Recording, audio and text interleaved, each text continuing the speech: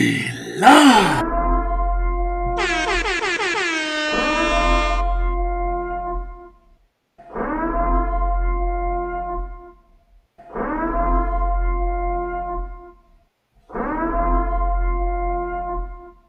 We welcome to Speculation Sunday on a Saturday. On a Saturday. The reason we're live today instead of a Sunday is mainly because Destination D23, which was almost, you could say, like an update announcement event for Disney Company, happened over there in Florida at 6 a.m. Really 9 a.m. their time. But we wanted to do it today. We didn't want to wait till Sunday to also talk about Halloween Horror Nights at Universal Studios Hollywood.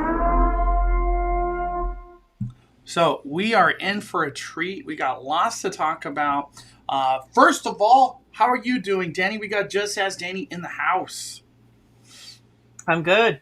I'm still a little bit Halloween Horror Nights wasted. I was like, it's just so nothing will prepare you for like all the walking and how late you stay up, and then you have to drive all the way back from Hollywood. It's like dehydration. Yeah, dehydration. Everything. We're gonna get into all of that. We got super detailed conversation about Horror Nights, and then we'll get into Disney.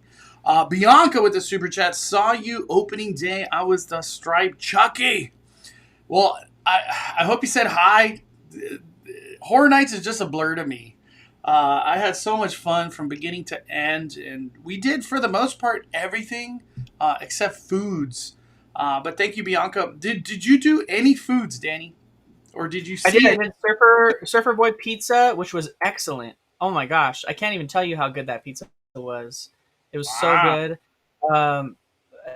Like it literally destroys any other pizza that Universal's ever sold. Wow. That is easily. Like Luigi's Pizza, who even cares about that when you got Surfer Boy Pizza?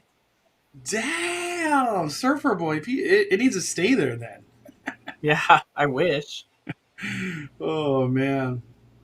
And also too, thank you everybody that joined the big live stream we had for Halloween Horror Nights. Holy smokes. We had a lot of people, had a lot of fun, long live stream.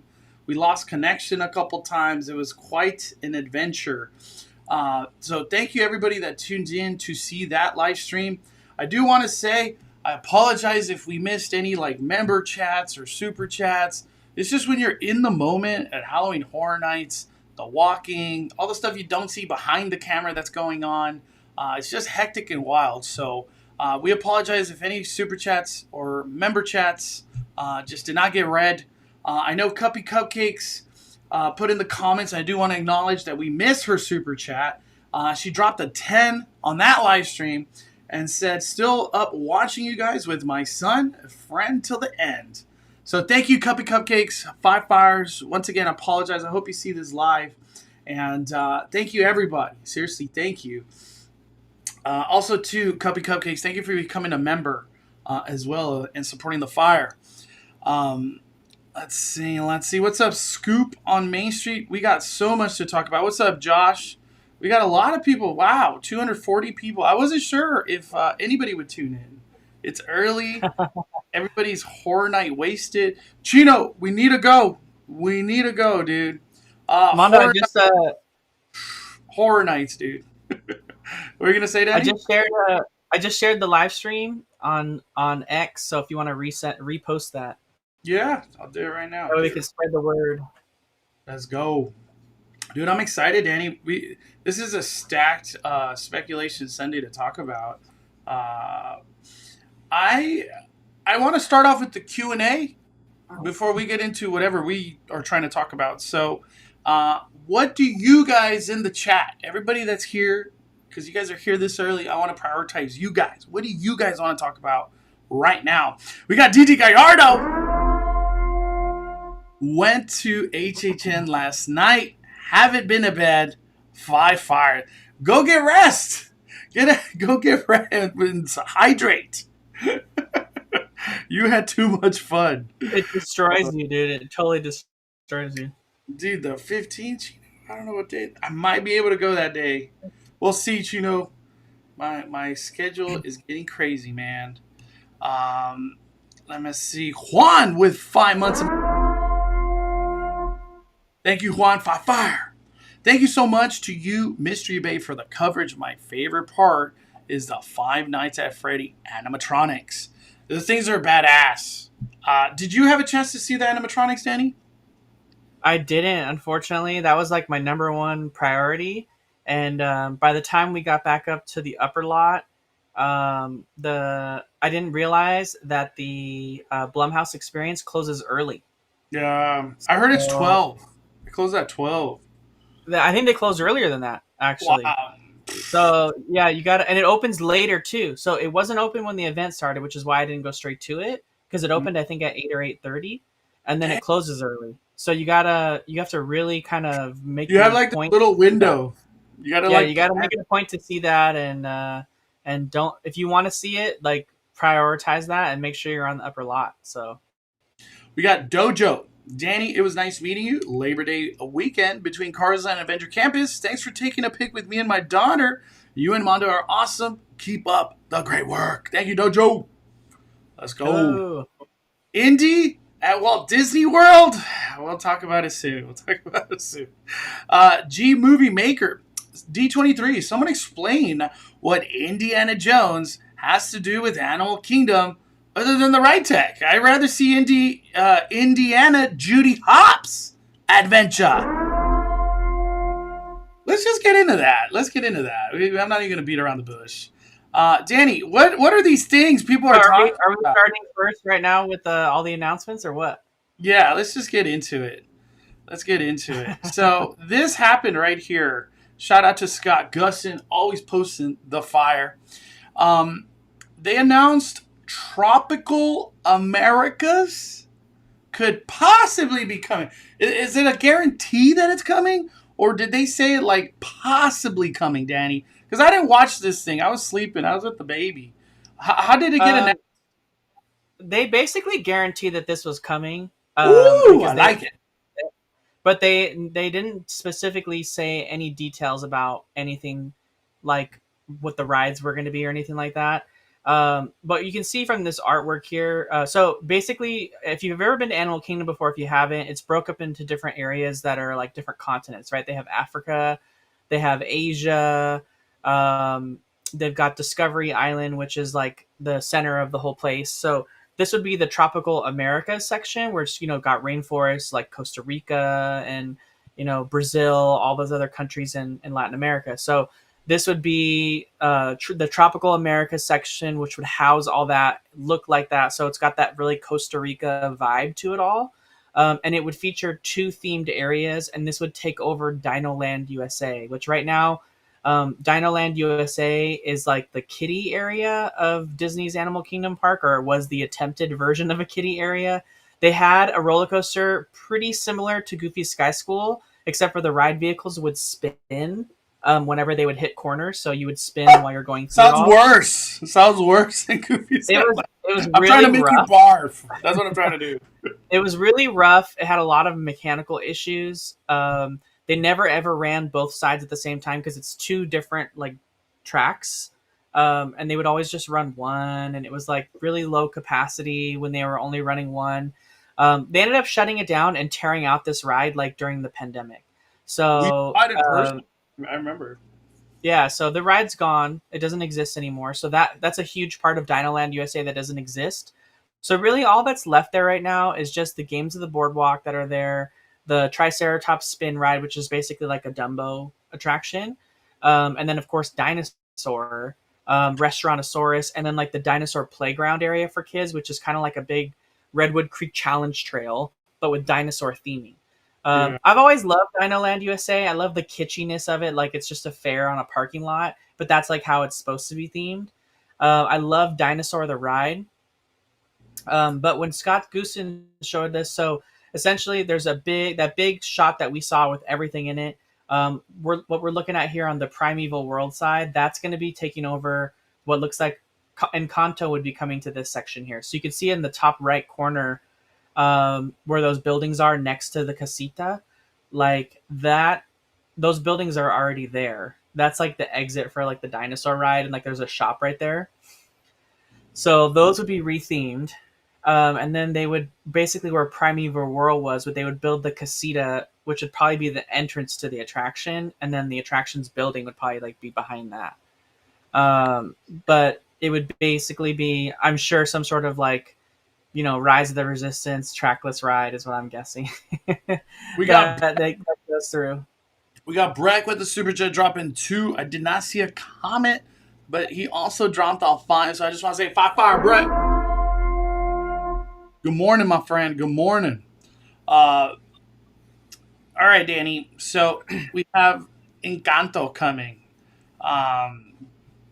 I feel like there would be more of a uproar of wow, Encanto! Oh my god!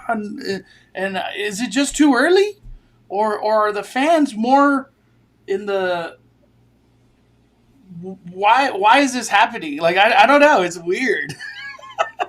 I think a lot of people are like just unsure as to what we're getting, right? Like I Yeah, would I hope that we're getting like a full ride here. because But that could be true, Danny. It's like, are we just getting the casita? That's it, or are we yeah, getting a like are we ride? just getting yeah, we have to lok at like what Disney's given us lately, and like lately like we're getting a lot of reimagining, right? Like we're not getting a new attraction for Tiana. We're getting a reimagined Splash Mountain, right? That's basically changing a lot of the stuff. We got Tiana's Palace, but it's a reimagining of French Market. Really, not a lot changed there. Um, you know, we're getting a reimagining of a bunch of other things inside Disneyland, like the treehouse, and so not a lot new. They want you to think it's new, but there's not really a lot that's new. It's a lot of reimagining things, and this is obviously going to be new because there's no Primeval World there anymore. But do we even get a ride? Like is this a show building for a ride, or is this just the casita that you can walk through and meet the characters in, I think and it's then definitely that. It's a meet and and greet. then maybe the and then maybe like the house comes to life in some way at nighttime. You know what I mean? Where it's like It magical. it's Florida is hot. Florida likes putting characters in rooms to do meet and greets. That's for sure meet and greet building. And I hope it does have projections at night where they do music and flowers and stuff. You know what would be cool if they did like a tiki room style of show maybe in there. That would be kind of cool. Hmm. Yeah, Uh, I don't want to say right off the bat that I think this is going to be a ride, because I think the possibility of it being like just a house with characters or a restaurant, like someone was saying in the chat, that's a really good idea as well too. And it's not replacing any like major ride, right? yeah. Primeval World was not that major, and it wasn't, and it hasn't even been there for more than a year. So like I think I don't want to go out on a limb and say this is for sure going to be a ride, like Encanto ride coming. Like Nah, we don't know, you know what I I mean? think it's just a casita, dude. All right. Because we already have a ride in that same space. So in that same space of Dinoland USA, obviously there's a ride that exists there, which is Dinosaur. And if you guys have ever done it already, Dinosaur is basically Indiana Jones Adventure at Disneyland. Same ride, everything. It's literally the exact same ride layout, but in the opposite direction. So if you can picture in your mind all the turns that you make in Indiana Jones, just make the opposite turn, but in the same place, and that's the layout for Dinosaur. And we're like, kind of, yeah, like it's you go to the right instead of to the left. So it's like very similar, in a lot of ways. So I think, and if you look at the building here, like the dinosaur building is even intact, and Scott's showing it here on his, from Google Maps. You can see like the main building, and then it has the two arms that go out on each side of it. Um, and the queue kind of sits underneath that right side there. So they've just essentially taken the same building and reimagined it to be Indiana Jones. So Disney's doing and a it lot of looks reimagining these days. It's kind of crazy. yeah, They've even got that whole courtyard there, which leads up to the building. That's already in existence. All the trees are there already. They could probably just leave everything as is. Just maybe take out some of the trees they have there and add in some tropical trees, so it fits the tropical Americas theme. And then just add some like temple ruin stuff there. Right now they've got like big dinosaur statues Is there leading up to. any way it's not Indiana Jones? Is there any way, or did they say that? I didn't watch this presentation. I just saw the No, yeah, they said it is Indiana Jones. Indiana Jones. So when I heard this, I talked to Danny right before we went live. I was like, it would be cool if it was like Indiana Jones Dino Adventure. But if they're just gonna get a similar Indiana to what we have at Disneyland, that is not exciting, like at all. I really feel like I'd rather just have dinosaur. It's different. It's its own thing in regards to like it's not even IP based. It's just dinosaurs. Um, so that's it. Dinosaurs are gone at Animal Kingdom. They're not going to exist anymore, I guess. Yeah, they're not. It's like it's weird because a lot of people, the speculation since last D23 event, which is D23 Expo, Disney shared a potential things happening coming to Disney's Animal Kingdom, and they shared Moana and Zootopia. And in this exact space, they showed Coco and Encanto in Magic Kingdom. So Disney shared that they're putting into place all the plans for Magic Kingdom, and they said they're putting those plans into overdrive, and that we'll see a lot of stuff about that soon. I don't think they're working on this stuff yet in Animal Kingdom, but it sounds like from what they were saying that Magic Kingdom is going to get prioritized, and that makes sense because if they're trying to like have something to announce to sort of compete with Epic Universe, Magic Kingdom would be the place to do it. And they said it would be the biggest addition to Magic Kingdom since New Fantasyland, which was huge. So, and they even said it was bigger than that. So New Fantasyland added so much stuff. So if they're trying to add that level of stuff to the Magic Kingdom, they're serious. So that's a pretty big deal. Magic Kingdom's already the most popular park. So we got a sneak peek also into the new Indiana Jones ride from Tiny Mal on Twitter. Welcome, my friends, to the Temple of the Forbidden Eye. Oh, man. Dude, Indiana Jones Dino Adventure sounds badass if they did that. If they did, I don't know what I could even expect out of that. But, man.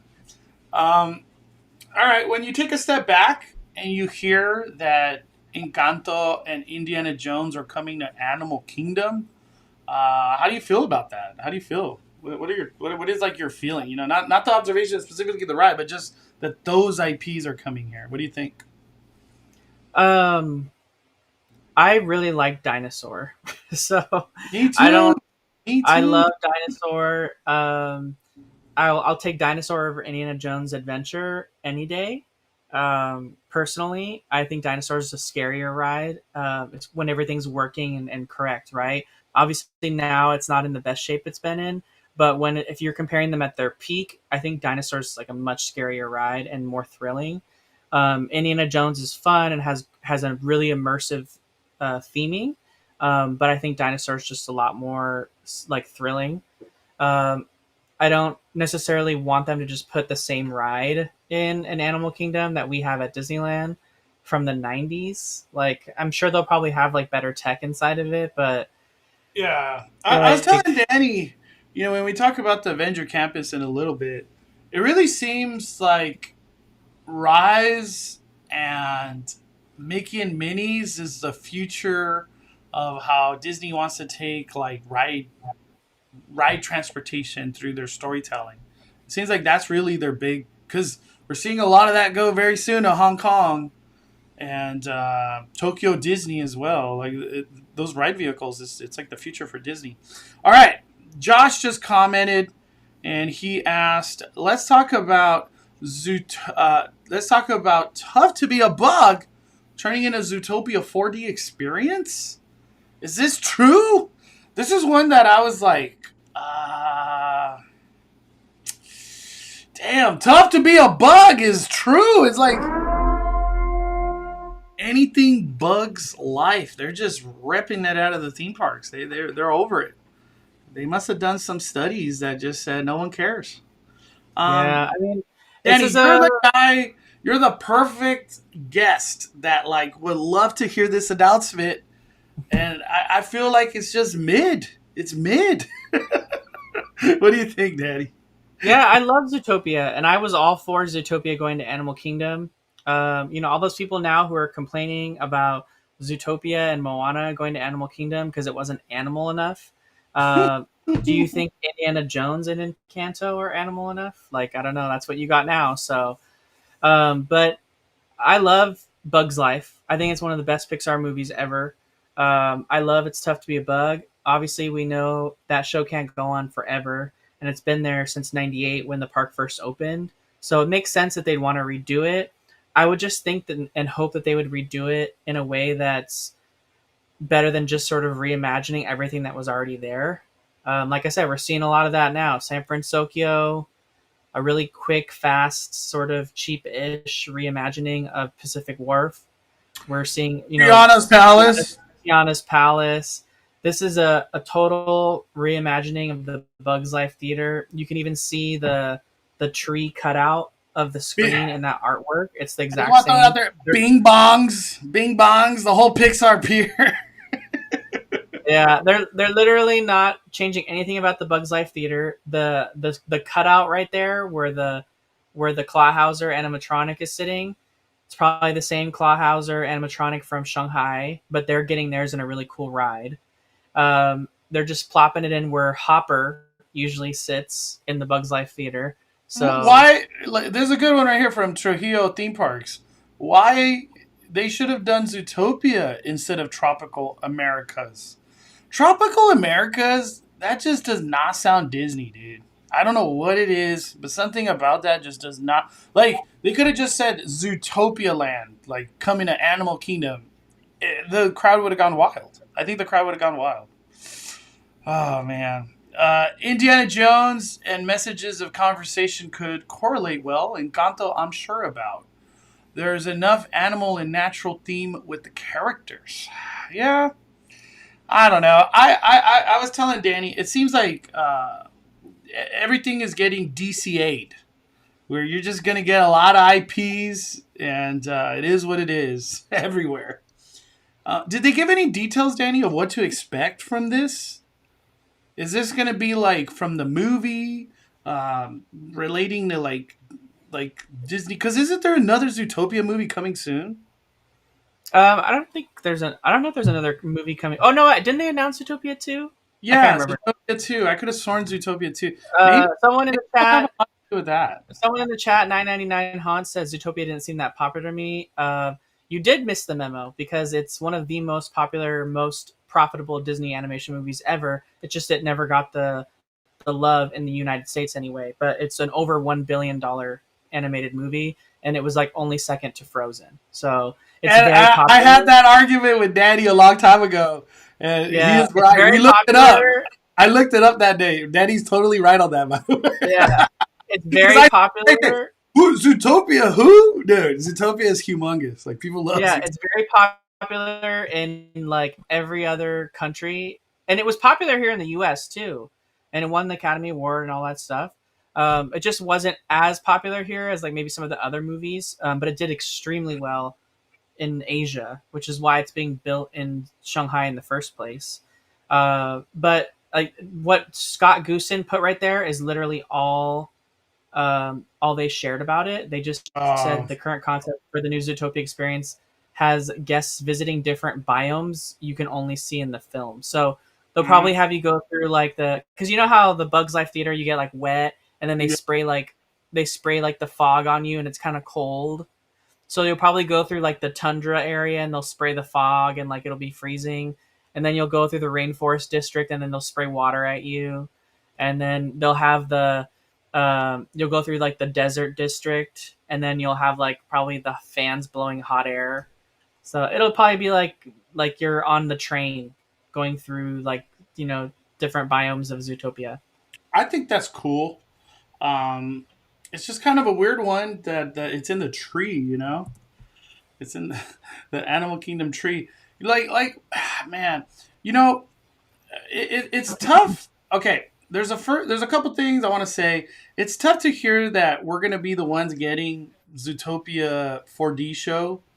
And by the way, thank you, Brett. It's supposed to have a drop track and tilt drop. Thank you, man. Appreciate the super chat, Brett. Biggest primordial fan there is, right there. Is when they're getting this. This is coming to Shanghai, dude. They're getting a land. Look at that. This is what they're getting. They're getting a concert? What? I didn't even know that. And yeah, dude. I don't think they put those. Did they put the animatronics here? What? Did you see? Look at the size of that thing. It's huge. That's awesome. That's freaking crazy. I don't think they put the animatronic here. Did they? They probably put it on their Twitter. It's old. The Clawhauser animatronic was like something they showed us a while ago. Oh no, I was gonna show that new animatronic that's coming to this ride right here, Zootopia Hot Pursuit. Yeah, the Clawhauser one. They showed that a long time ago. Oh, they did. Okay, okay. Yeah, that was Yeah. like way. So, That was one of the first things they showed us. when I hear that Walt Disney World's getting a 4D experience, I'm just kind of bummed because it's like, well, but Shanghai's getting all of this. I guess it is what it is. Disney in the domestic parks, they're like, we're just trying to save money. uh, Eric Daniel tips for HHN with early entry and express. Danny did it. Danny literally did early entry. Let's jump to that real quick, Danny. Give us your early entry experience of Halloween Horror Nights. And you did it day one, so things could always change. You know, it's day one. But what did you think? How much did you pay for opening day early entry? Early entry was $10 for opening night. I don't know. I think it's a little bit more for like the weekend days and other days like that. It's anywhere from $10 to $25. Early entry allows you access to the event at 5:30. The mazes, and it's specifically the mazes on the lower lot. So Stranger Things, for The Last of Us, Exorcist, The Believer, and what's the other ones? Holidays in Hell. So Holidays those and four mazes on the lower lot, they'll be open for you from 5:30 to 6:30, and then at 7 o'clock, well, like sort of like 6:30, more closer to 7. They start letting the people down. It was crazy because we were already on the lower lot, and then you could see at just before 7 o'clock this gigantic crowd descending down all the escalators coming to the lower lot, and we were already down there. So, but basically, if you have access to Universal Studios before 5:30, that's the best bet, because you can actually be on the lower lot and just go in. Basically, you could go up to the upper lot where the main entrance to Universal is, line up, get your wristband for early entry and your ticket for express before the event even starts. And then you can head to the lower lot and then just wait for 5:30 and then jump in a maze that you want to right at 5:30.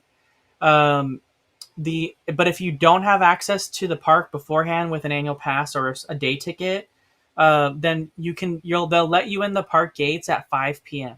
So you can wait outside in a special line that's just for early entry. Enter the park at 5 p.m., head straight down to the lower lot, and then 5:30 they'll let you in. They were telling everyone not to queue up for mazes, but you can tell people, and they're sure going to do it anyway. So people created their own lines for Last of Us and for Stranger Things. Unfortunately, during early entry, Last of Us on my day didn't open until 6:15, which was after the early entry period, or like 15 minutes before it was over. So some people, unfortunately wasted all their time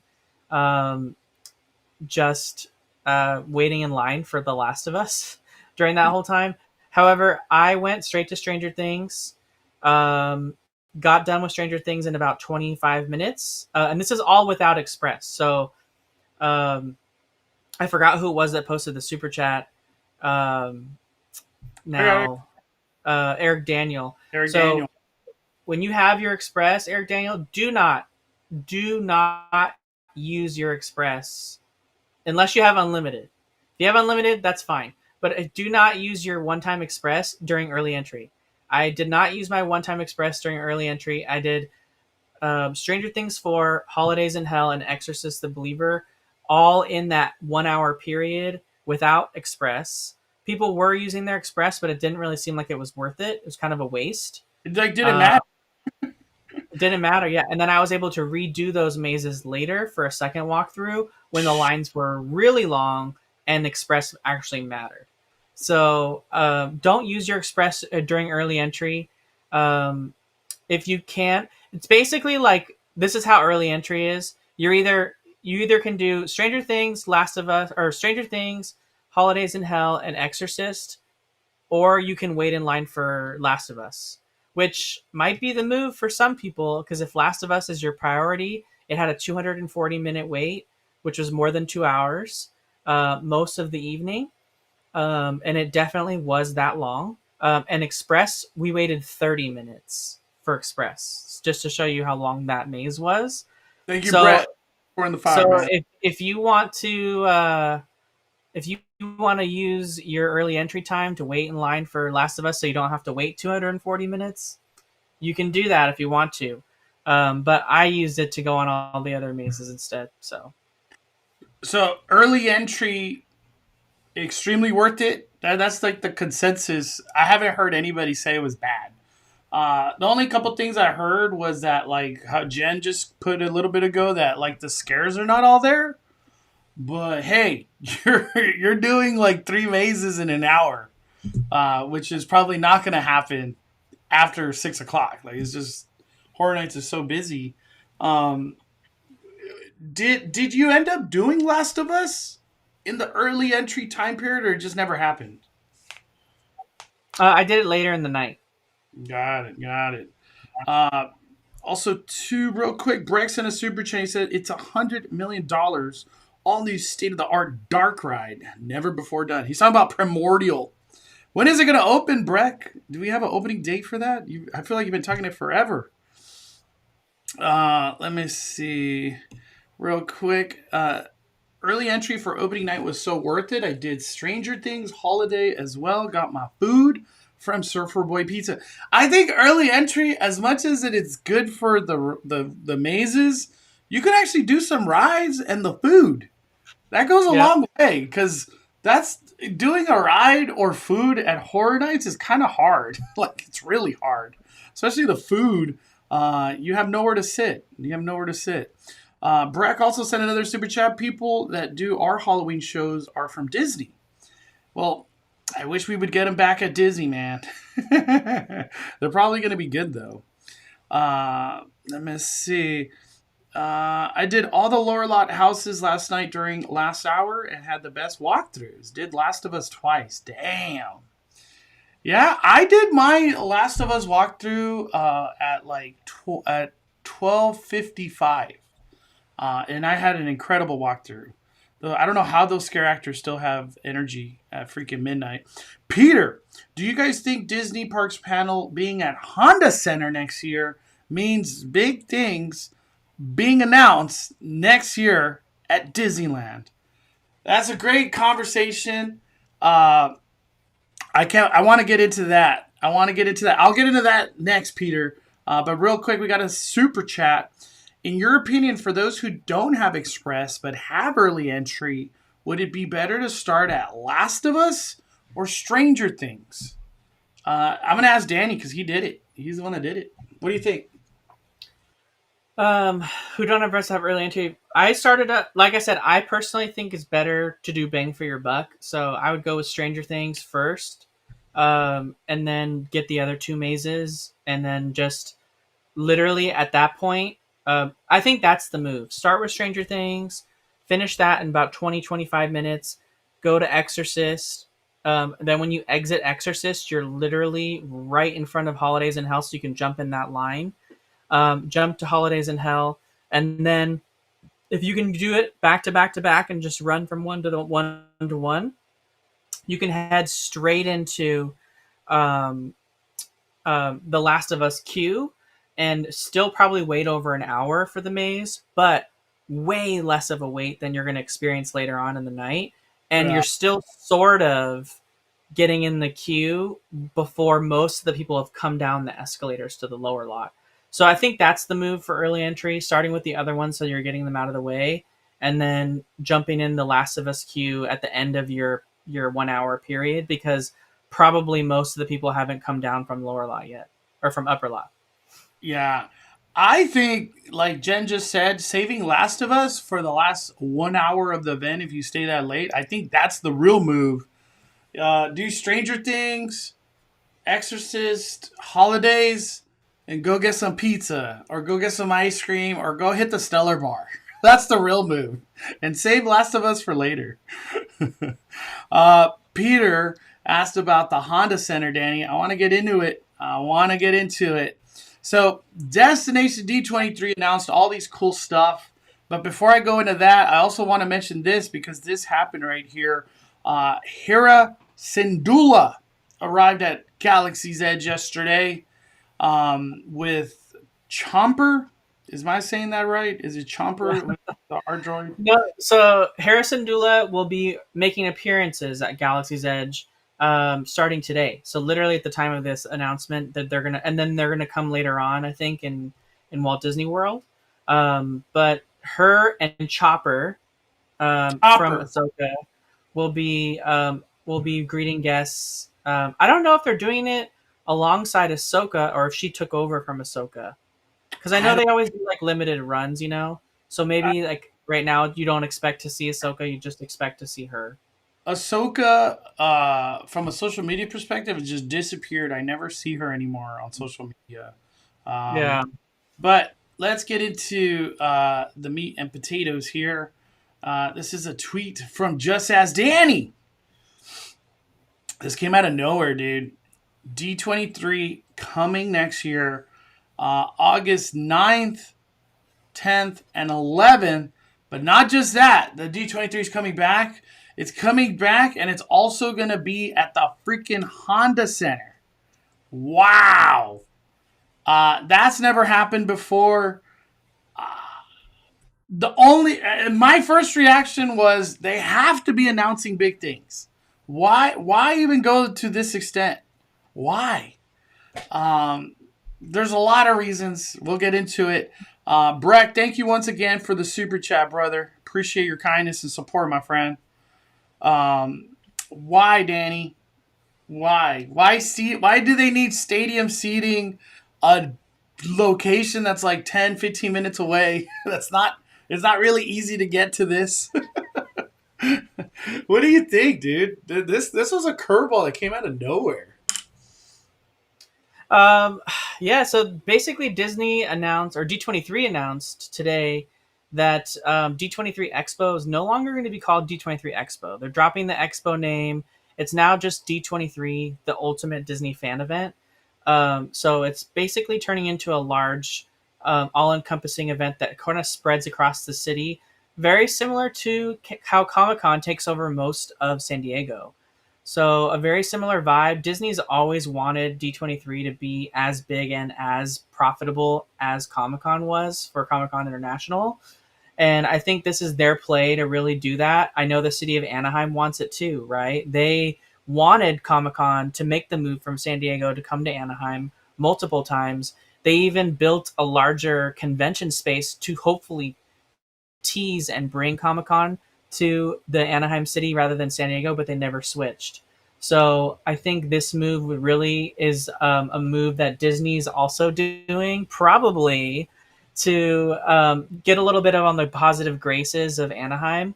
Help spread that tax revenue, hotel revenue all over the city rather than just around the convention space, especially when they're looking to the city to approve their plans to rezone all the land that they own for Disneyland Forward projects.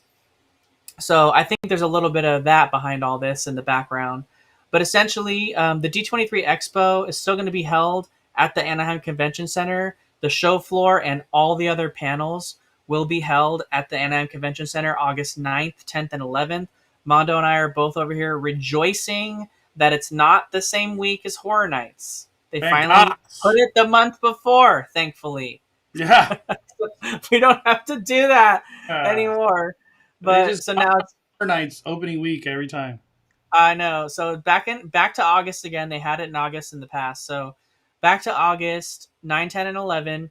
They mentioned that they're also going to have a kickoff private party event inside Disneyland that you can buy tickets to. You know that's going to be pricey. That'll be on the 8th. So the kickoff event will be at Disneyland Park on the 8th. Private ticketed event, probably going to cost a lot of money. Save your money. Then you're going to have to buy a ticket for the expo 9, 10, and 11. That'll be at the Anaheim Convention Center, but not called the Expo anymore, just called D23, the Ultimate Fan Event. And then they mentioned that all major presentations for Disney parks, Disney, Pixar, Marvel, Star Wars, National Geographic, everything would be in the Honda Center. So if you can think, Honda Center is a Live Nation venue. Live Nation's owned by Ticketmaster, as you know, so they have concerts there. So if they're selling tickets to an event at Honda Center, it's going to be through Ticketmaster. I can already guarantee that because they can't just skirt the people that run the venue. So they're going to have a Ticketmaster queue for this event. I can guarantee it. My guess, if I was just guessing, literally have no like inside info on any of this. Um, I would imagine that your expo ticket's probably different than what you're having to pay for in the arena. So if you're trying to go to Honda Center, it's probably going to be a separate ticket. But the positive thing about all this, Peter and I were talking about it earlier, was um, obviously it's like 5 times or 4 times the size. So you go from a capacity of 5 to 7,000 to over 20,000 or about 20,000. Um, Also, this is a concert venue and a sports venue. So there's if they're doing a Ticketmaster event, they're gonna have reserved seats. You're gonna buy a seat, albeit some seats are probably more expensive than others. You can buy a show floor, you can buy nosebleeds, whatever. But the nice thing is that you can have a reserved seat. So you don't have there's none of these overnight queues that start, the day before at 11 p.m. to try to get the best spot you can get, or even just get a spot in the arena like they do at Hall D23 and over at Comic-Con for Hall H. So the nice part is if you're doing this, although you might have extra fees and all the other stupid crap that usually comes with Ticketmaster, if I'm getting a reserved seat in a section that I'm okay with and I don't have to spend the night on the cement floor to watch a show, I think a lot of people will really enjoy that. And it will give a lot of people the ability to go to a presentation like this that haven't been able to because they can't wait in lines. They're not able to do that with kids or whatever. This will, how nice is it for you to be able to just show up to the event and sit in your seat? Yeah. So I was telling Danny, do you think they charge like it's 125 for the Marvel panel, 100 for the Star Wars panel, 200 for the Disney park resorts and experiences panel? Do you think they go that route, or is like one lanyard gonna be good for everything at the convention center, and then your lanyard is good for everything at the Honda Center? Is that how it's gonna work? I feel like D23 is gonna be the most expensive it's ever been next year. yeah, I Uh, do too. With all these events, if you're trying to do every event and go to the show, the big presentations at Honda Center, you're gonna be spending a lot of money. And if you're spending in a hotel too, you're gonna be like money. the city of Anaheim is gonna be racking in taxes and fees galore. So they're gonna love it, I'm sure. But I think personally they'll have like an expo floor. Here's what I hope will happen. I hope that for those guests that maybe can't afford to do both, maybe the expo and the Honda Center if they're a separate ticket. I was telling this to our friend Jared, but he was thinking that's probably not going to be. They still have that arena over at the D23 Expo, the convention center, that they used to house the presentations in back in the day when it wasn't as popular as it is now. Um, So my thought was, Mondo, if maybe if you buy a show floor only ticket that just has access to like the convention center, maybe they still do a live stream in the arena for those that can't get over to the Honda Center or don't have tickets for that area. See, that's what I'm And that, saying. It's like 10 a.m. you do this panel, and then 11:30 something else happens at convention. So they want people to keep. That doesn't sound right. I agree. They probably will live stream at this place whatever's happening at the convention center, because you're missing out on a lot of stuff if you're at the Honda Center that's happening at the convention center. I don't know. This is going to be interesting. I like that they're making this a more grand aspect. This is a lot of investment going into D23. And I told Danny, is this the big, this is the big one? Freaking a third gate at Disneyland. You know, Disneyland Forward. Is this it? Is Disney ready to announce another gate at Walt Disney World? Expansion? Why the need for this much more footprint for a D23 event? And I also told Danny, I said, I don't think Disney could sell out this Honda Center if they tried. No way. No way. When you're trying to also have something like a lot of people at Convention Center and then try to have a ton of people at Honda, I don't think there's enough D23 fans for that. I don't think there is. That's crazy. yeah, I think I think we have to think about like the Comic Con of it all, right? Disney holds a lot of their big presentations back from Comic Con and other conventions so that they can do them here. We have, the big live action panel, which has all the Star Wars, Marvel announcements that most people who are going to D23 actually care about.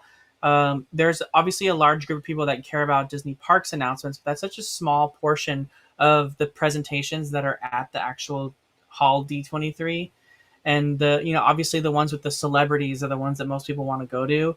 The ones with the animated movies, the ones with the live action movies, the Marvel panel, the Star Wars panel. So I think they're going to kind of branch off and do different panels for all those, and they'll be at the Honda Center. My guess is that they'll probably do these big presentations at the end of the day. I know that we started the day off with them when it was at the convention center, but if they're going to ask guests to spend their day at the convention center and then also spend their day at Honda Center, they're going to probably, if I'm guessing, do these events like 6, 7 p.m. And then they go until 9 p.m. or 9:30. So that you can spend your day at the convention center and then go to the Honda Center afterward. Because it wouldn't make logistic sense in as far as city traffic's concerned to send everyone over to Honda Center in the morning and then send everyone back to the convention center at night. Hey, what?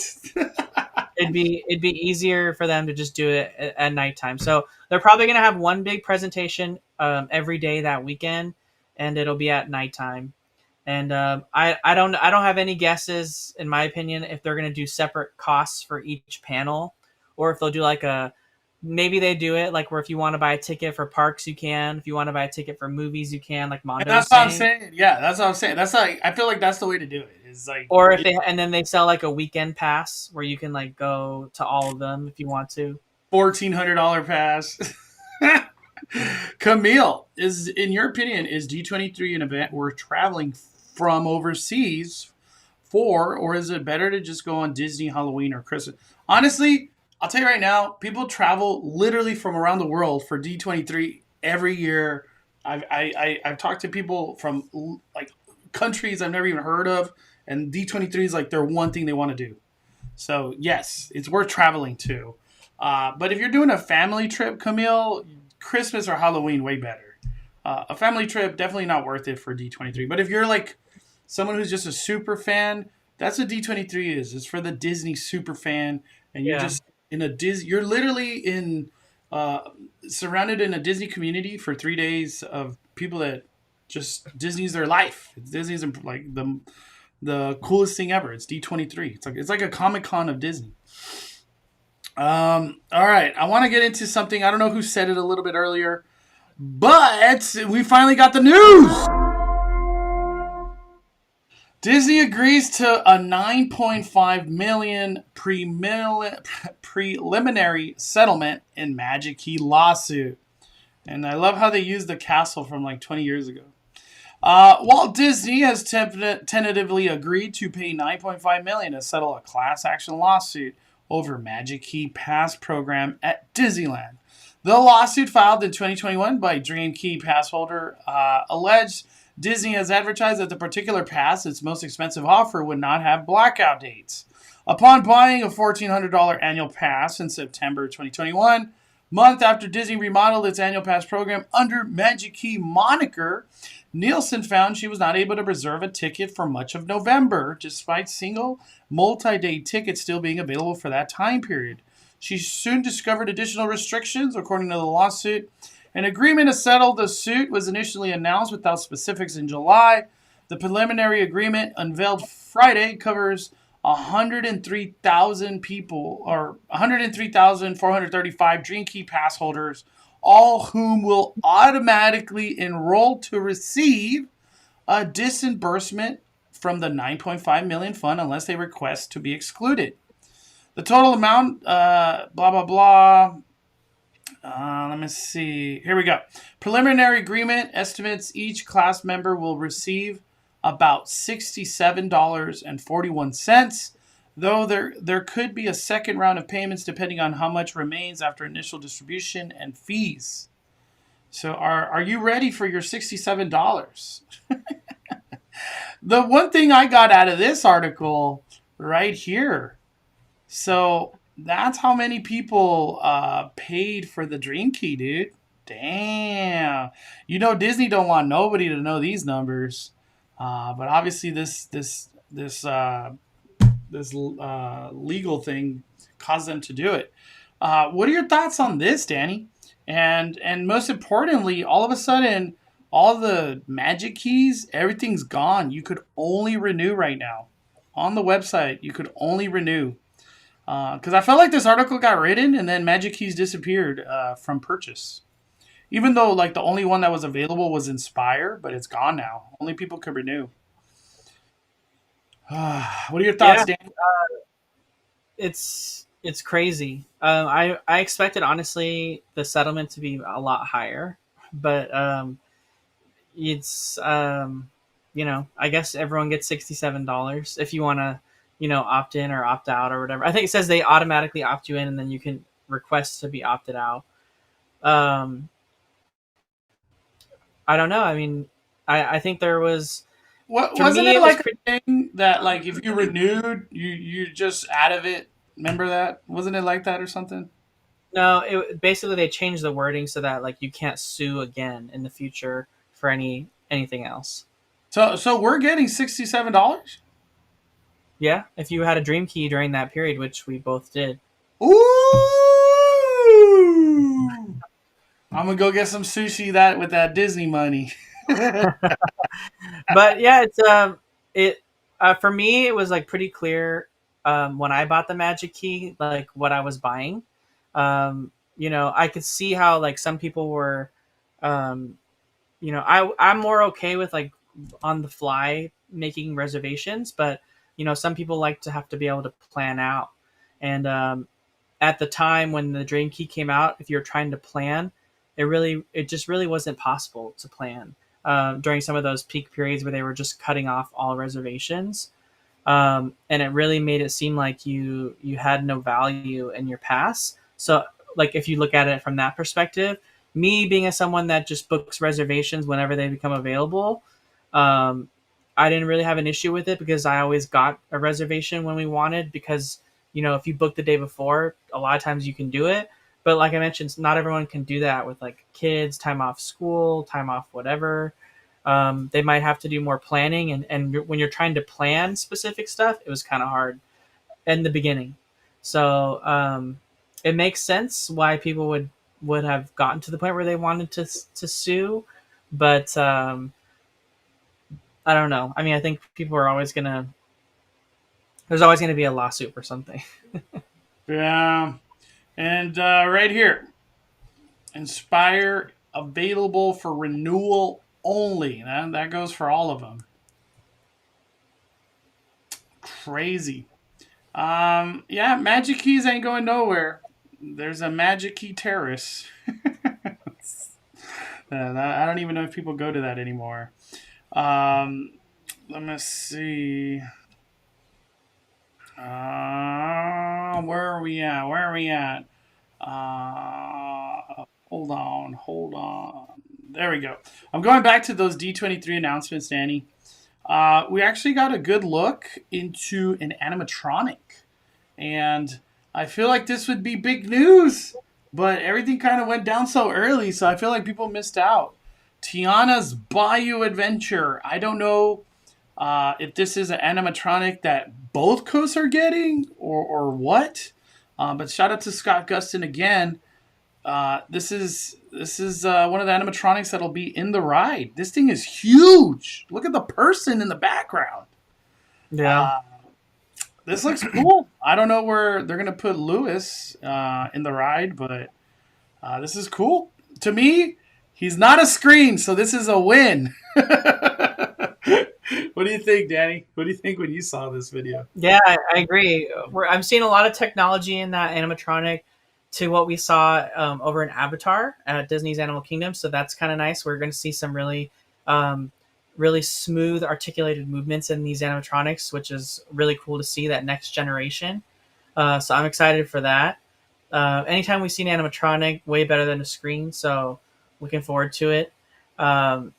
And I hope that this redo of Splash Mountain into Tiana's Bayou Adventure really is like as good as they say it is, because I think Tiana needs a ride like that. So I already loved Splash Mountain, so I'm sure like ride wise we'll all love it. But I really hope they do these show scenes justice. I think they will. They really put a lot of effort into backstory. Uh, Anytime Disney has done anything big announcement wise, they can't help but sneak in Tiana's palace, Tiana's backstory, Tiana's Bayou Adventure. Like they have to always sneak in something Tiana. So I have big expectations. I'm very excited. Lewis is at the end where the boat was. Well, we'll see. Hopefully, lots of animatronics. Becca, Um, 5. I just bought an Inspire key last weekend, yet I have not been able to activate it because the weekends are blocked this month. Super frustrating. I don't know what to say. yeah, I think Becca, you got to just be open to going last minute. Like, Yeah, if you try to book a reservation for any of the weekend days the day before between 9 p.m. and 11 p.m., you'll get it. Like guaranteed, you'll get it because everyone has to cancel, and you'll get either Disneyland or DCA start. Park hopping now is after 11 a.m., so it really doesn't matter which park you get first, yeah, because you're hopping so quickly right after it opens.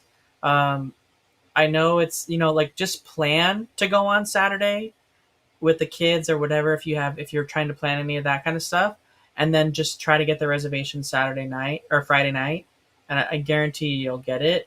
But yeah, booking out in advance, they're all gone. But it shouldn't discourage you from trying and checking the day before. Some people just give up and they're like, "Oh, it's not available. I'm not going to do it." But you should still pick the weekend you want to go and just plan to get reservations the day before. yeah. It's a tough one, Becca. I'm having issues getting reservations. It's just hard. It's just hard now. Let me see. Thank goodness they're investing in the animatronics for this ride. I agree. I agree. Um, I don't know. I feel like I feel like Tiana's Bayou Adventure, at least at Disneyland, is going to be fun no matter what. It's still the same ride as Splash Mountain. They're not changing track or nothing. Not even the ride vehicle is changing. The one in Florida, I have no clue. I have no clue what to expect over there.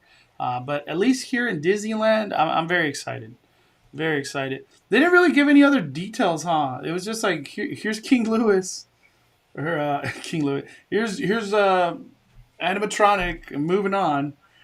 We got a Venmo super chat from Melissa. Let me go to it real quick. Let me see. Super chat.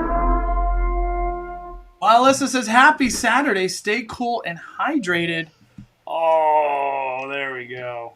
Got the coffee finally. Hopefully, Duffy and Friends panel makes its return again at next D23 and bring in merch because I get my Magic Key discount last time. The panel was a full house in a small room last time. I think Duffy and Friends is coming for sure to D23 next year because there's supposed to be a show, right? Disney Plus show. But yeah, with the convention center and then Anaheim Stadium or Honda Center, everything's coming. Anything you can think of, D23, it's all coming. Uh, and I hope we get a Duffy meet and greet though, either at D23 or at Disneyland. Like just do it, Disney. Just freaking do it. Um, we also got my Lanta Arc Zap gift in a membership. Thank you, Arc Zap, and it went to Angie H. All right. I think that's it for Q&A. Let's get into these conversations, Danny. Disneyland. I want to start off with Disneyland, and we'll go into Halloween Horror Nights and everything about that. Disneyland, Danny, we got some freaking announcements, very big announcements. King Thanos ride. Tony Stark's time suits with Xandarian jump points and Wakandan technology to create a vehicle that can transport heroes to remote worlds in a matter of moments. This new vehicle combines portal technology and flight capabilities to maneuver through the skies, meaning heroes can deploy anywhere they are needed. And with the new generation of recruits, Tony Stark's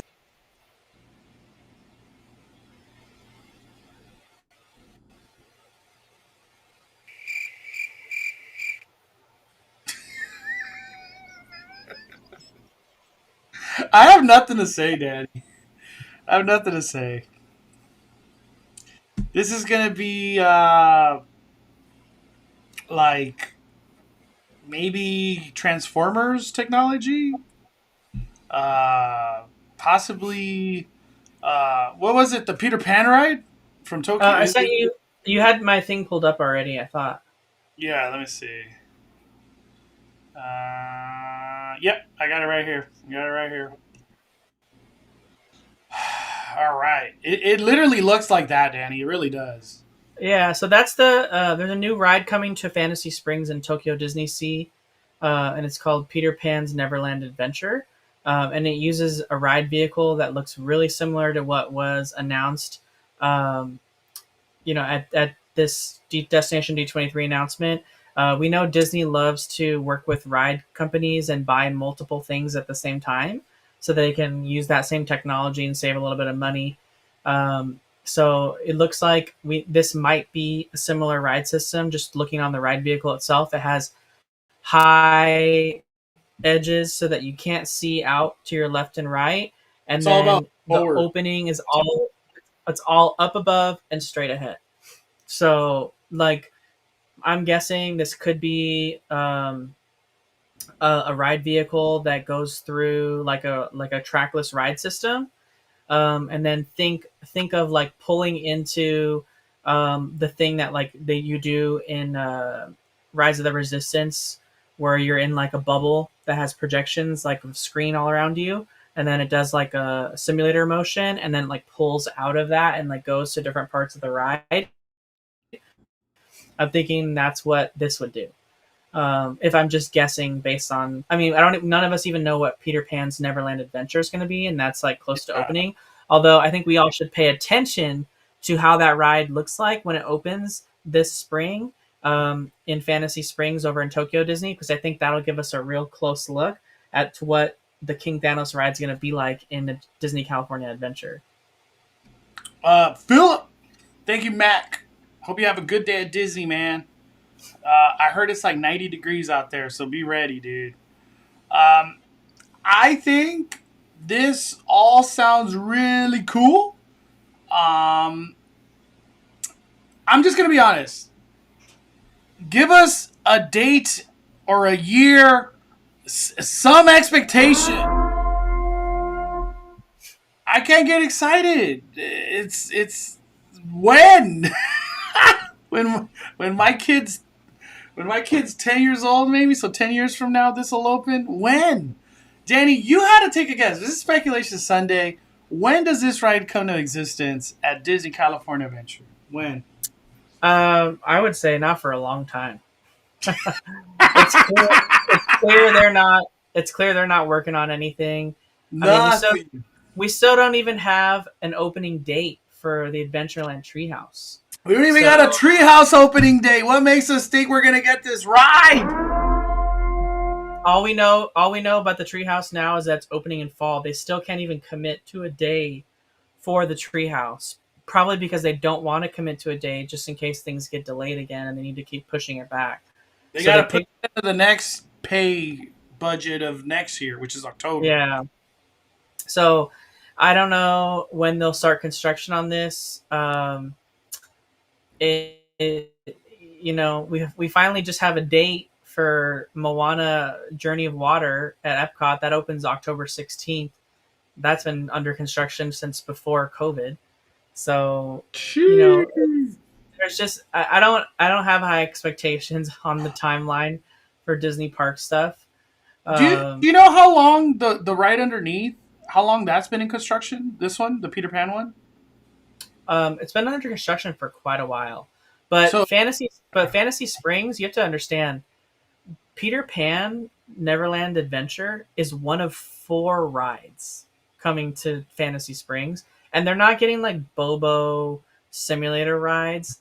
They're getting like 4 legit rides. They're getting a Tinkerbell ride, Peter Pan's Neverland Adventure, Frozen boat ride, and a Tangled boat ride. Like 4 legit rides that are coming to Fantasy Springs. It's a huge expansion of Tokyo Disney Sea. And it's been under construction because it's like a big giant area. It's not just like a one ride situation. They built 4 rides at the same time. So it's been like, I think 3 years or so of construction. And you know what we get? We get Dinosaur becoming Indiana Jones. Look here it is. This is it. Yeah, that's Fantasy Springs. It's from tdrexplorer.com. Wow. Look at that. Look at that. Hey, Disney's like, you get this. Look at the difference, dude. Man. I guess we don't have space to do stuff like this, but dude, we can only imagine. When you heard about the details of this ride right here, Danny, let me just do it one more time. Tony Stark's time suits with Xandarian jump points and Wakandan technology to create a vehicle that can transport heroes to remote worlds in a matter of moments. This new vehicle combines portal technology and flight capabilities to maneuver through the skies, meaning heroes can deploy anywhere they are needed. And with the new generation of recruits, Tony Stark's time suit. You know what's funny? Nothing about this says like King Thanos to me. You know what I mean? I'm honestly kind of just checked out on this ride, dude. Like the details behind it and whatever. It's like, I guess we'll see. If they start constructing, I'll get way more excited because then I could be like, oh, it's coming. So it's real. Who knows when? But all right. Let's move on, Danny. Not much conversation with that one. Another big thing that did drop today, and it is Disneyland related, since I want to kind of stick to that now, Disneyland, is Ahsoka getting Star Tours. I didn't expect that, but Ahsoka is going to get her own ride through. I guess it's like a next year thing. I could have sworn it was a next year thing. Yeah, 2024 new destinations will be added to Star Tours from the worlds of Ahsoka. So those will be the new destinations that are added to Star Tours because they've been teasing that for a really long time, as we know. So now we know the new destinations will be from Ahsoka. They'll be coming next year. I love when they add new additions to Star Tours. It makes me go on it to try it because I don't like to go on it because it makes me sick. But I'll still do it for the for the new destinations for sure. But really, as far as Destination D23, those are really all the announcements that Disneyland got. We got the ride vehicle for this unnamed Avengers attraction, very vague description. It seems like that's the theme for all these Disney parks announcements. D23 Expo and now is just vague. Let's just give you vague, and that's all we give you. Vague, vague, vague, so that we're not fully committing to anything, so we can change our mind at any moment. That's what it seems like that they want to do. It's like they don't want to fully commit to anything, and then get Avenger Campus, where they fully commit to a Quinjet ride and a timeline for the Quinjet ride, and then they don't do it and have to do something different. Because they gave us like vague Animal Kingdom, Moana, Zootopia, and now they're like, just kidding, we're giving you Encanto and Indiana Jones, but it's still vague. So we don't know like what they actually are. Yeah. So They're it's just like vague. they don't want to commit to anything because what about if Bob Iger leaves and the vision of Disney is different with the new CEO, and he's like, I don't want to do that no more. I don't want Team Thanos ride. I don't want Indiana Jones in It sounds like from Animal Kingdom Indiana Jones, Daddy. I'm still shocked on that. I can't get it.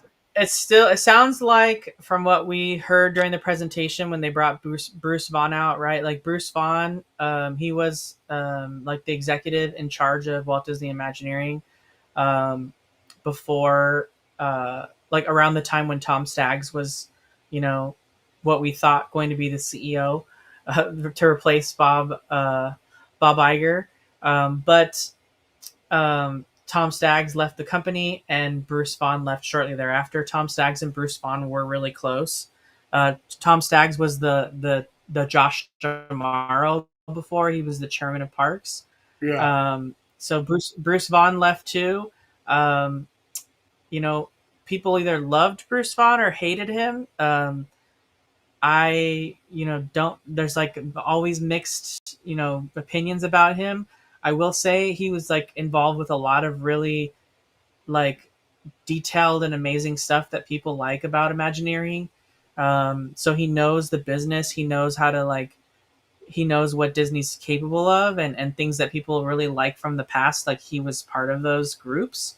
So I guess it's positive in that sense that he's back.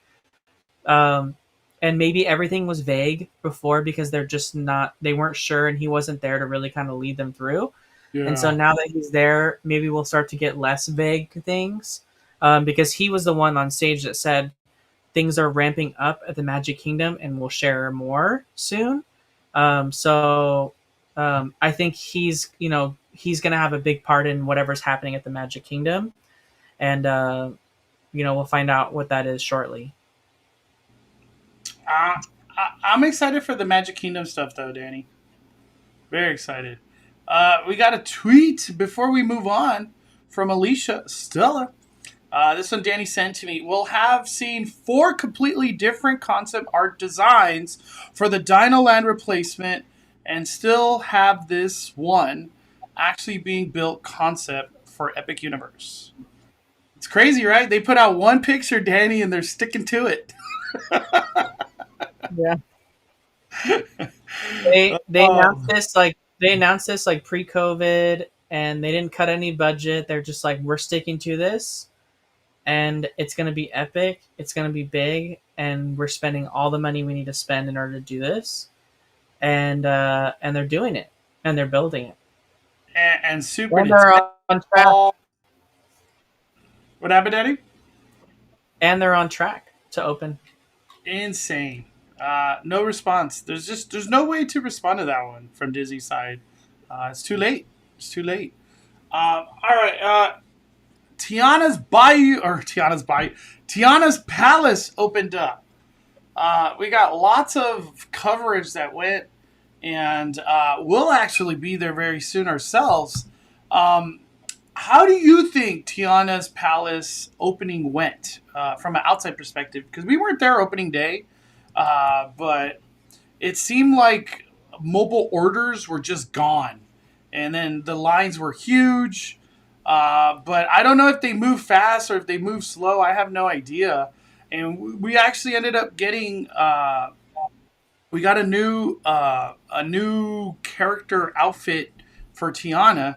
And she's there in the morning. She's there in the evening, if I'm not mistaken, too. What did you think? This is a post from Magical Foodies on Instagram. Um, that I love the Tiana's outfit. That was super cool. Very like specific to the period that her movie's from, and it very much fit New Orleans, and the style kind of the restaurant. The food, from what I saw, looked pretty good, especially for a quick service location. Still unsure about that $6 beignet for just one. That just because it's filled with like lemon pie. But I love all the detail theming that they have, like her recipe cards and the band instruments, and just like it's got the same, like we talked about this on Speculation Sunday. There's not a lot of structural things that changed inside French Market. We didn't expect it there to be. They just kind of put in, like we said on Speculation Sunday, they just put in like new tile, new Yeah. glass, new decoration.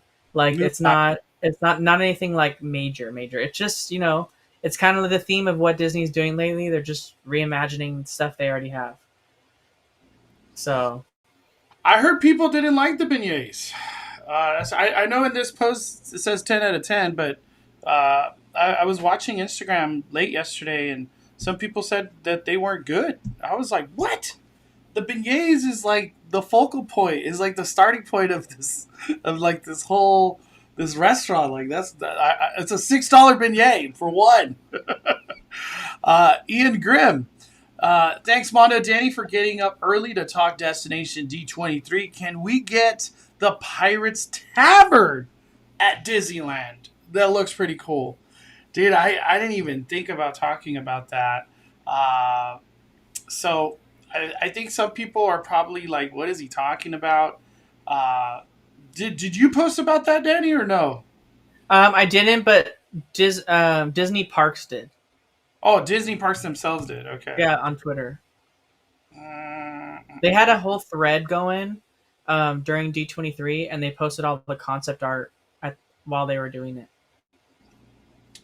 Let me see if I could even find it. A whole thread. Let me see. Yeah, they have a thread. It says like, "Here we go," and then underneath it, they posted everything. I sent you. Here we go. Here we go. Right here. So Walt Disney World, they're getting a Pirates of the Caribbean themed lounge coming to Adventureland at Magic Kingdom. This will be the first of its kind, which I don't even know what that means, but experience extending the story of the Pirates of the Caribbean. Uh, there's no way there's like themed character pirates in this layer. Uh, I, like, man, I don't know how else to say this. Maybe like pre-pandemic, I would have said, "Holy smokes, Disney's doing a Pirates Cavern, first of its kind, Magic Kingdom. This sounds badass." And the Mondo in 2023, they're gonna go cheap as heck. Gonna be super modern looking, probably not even extremely themed to whatever this concept art is. I'll give you an example. Look at the DBC lounge that they just threw at Disneyland. You know, that's like the level of theming we've been getting from Disney. What are your thoughts on this, Danny? I'm sorry to be negative, but it's just where I'm at with like I don't want to keep getting my hopes up for Disney stuff. You know what I mean?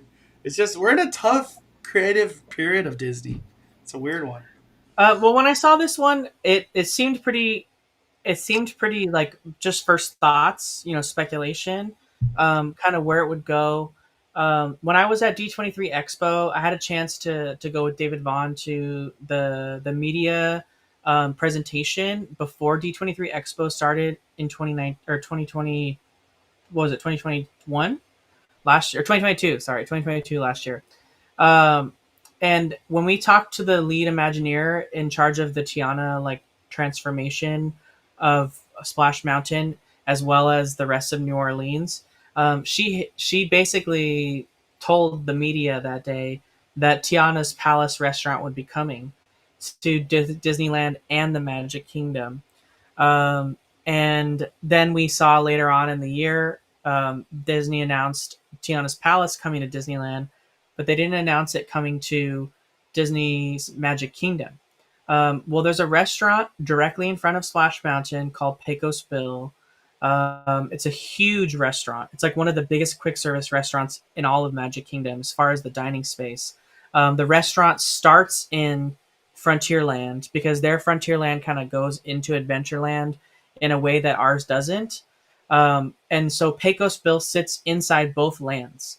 And like half of its dining you access from the Adventureland side, where Pirates of the Caribbean is, and the other half you would access from the front side in Frontierland, and it looks kind of like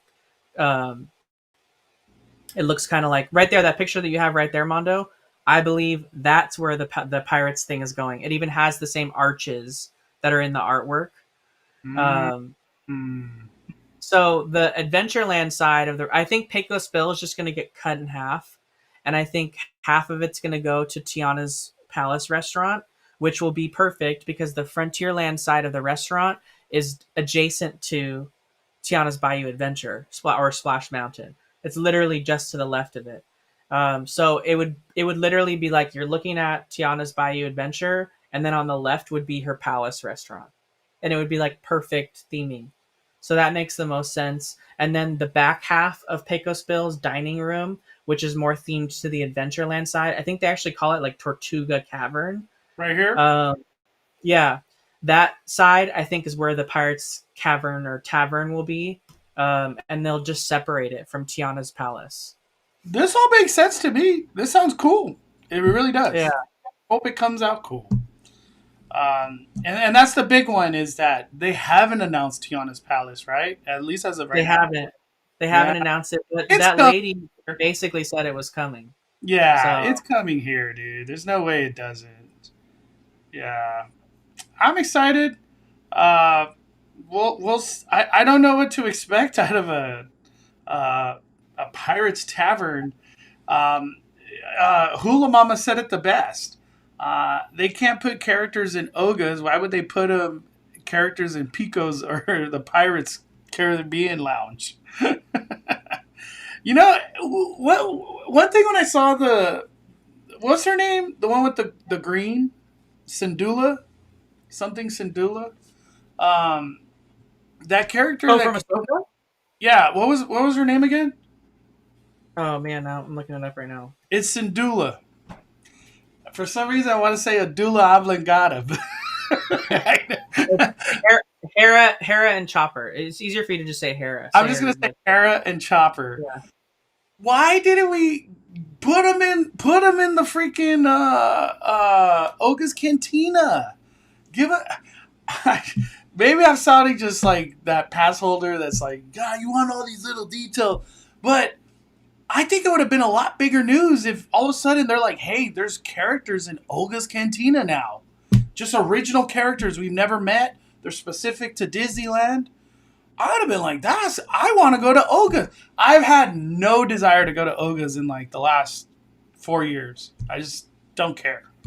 But if there was new characters and all of a sudden like a little storyline's kind of being built in Oga's, because of characters, I want to go. I want to see what this is about.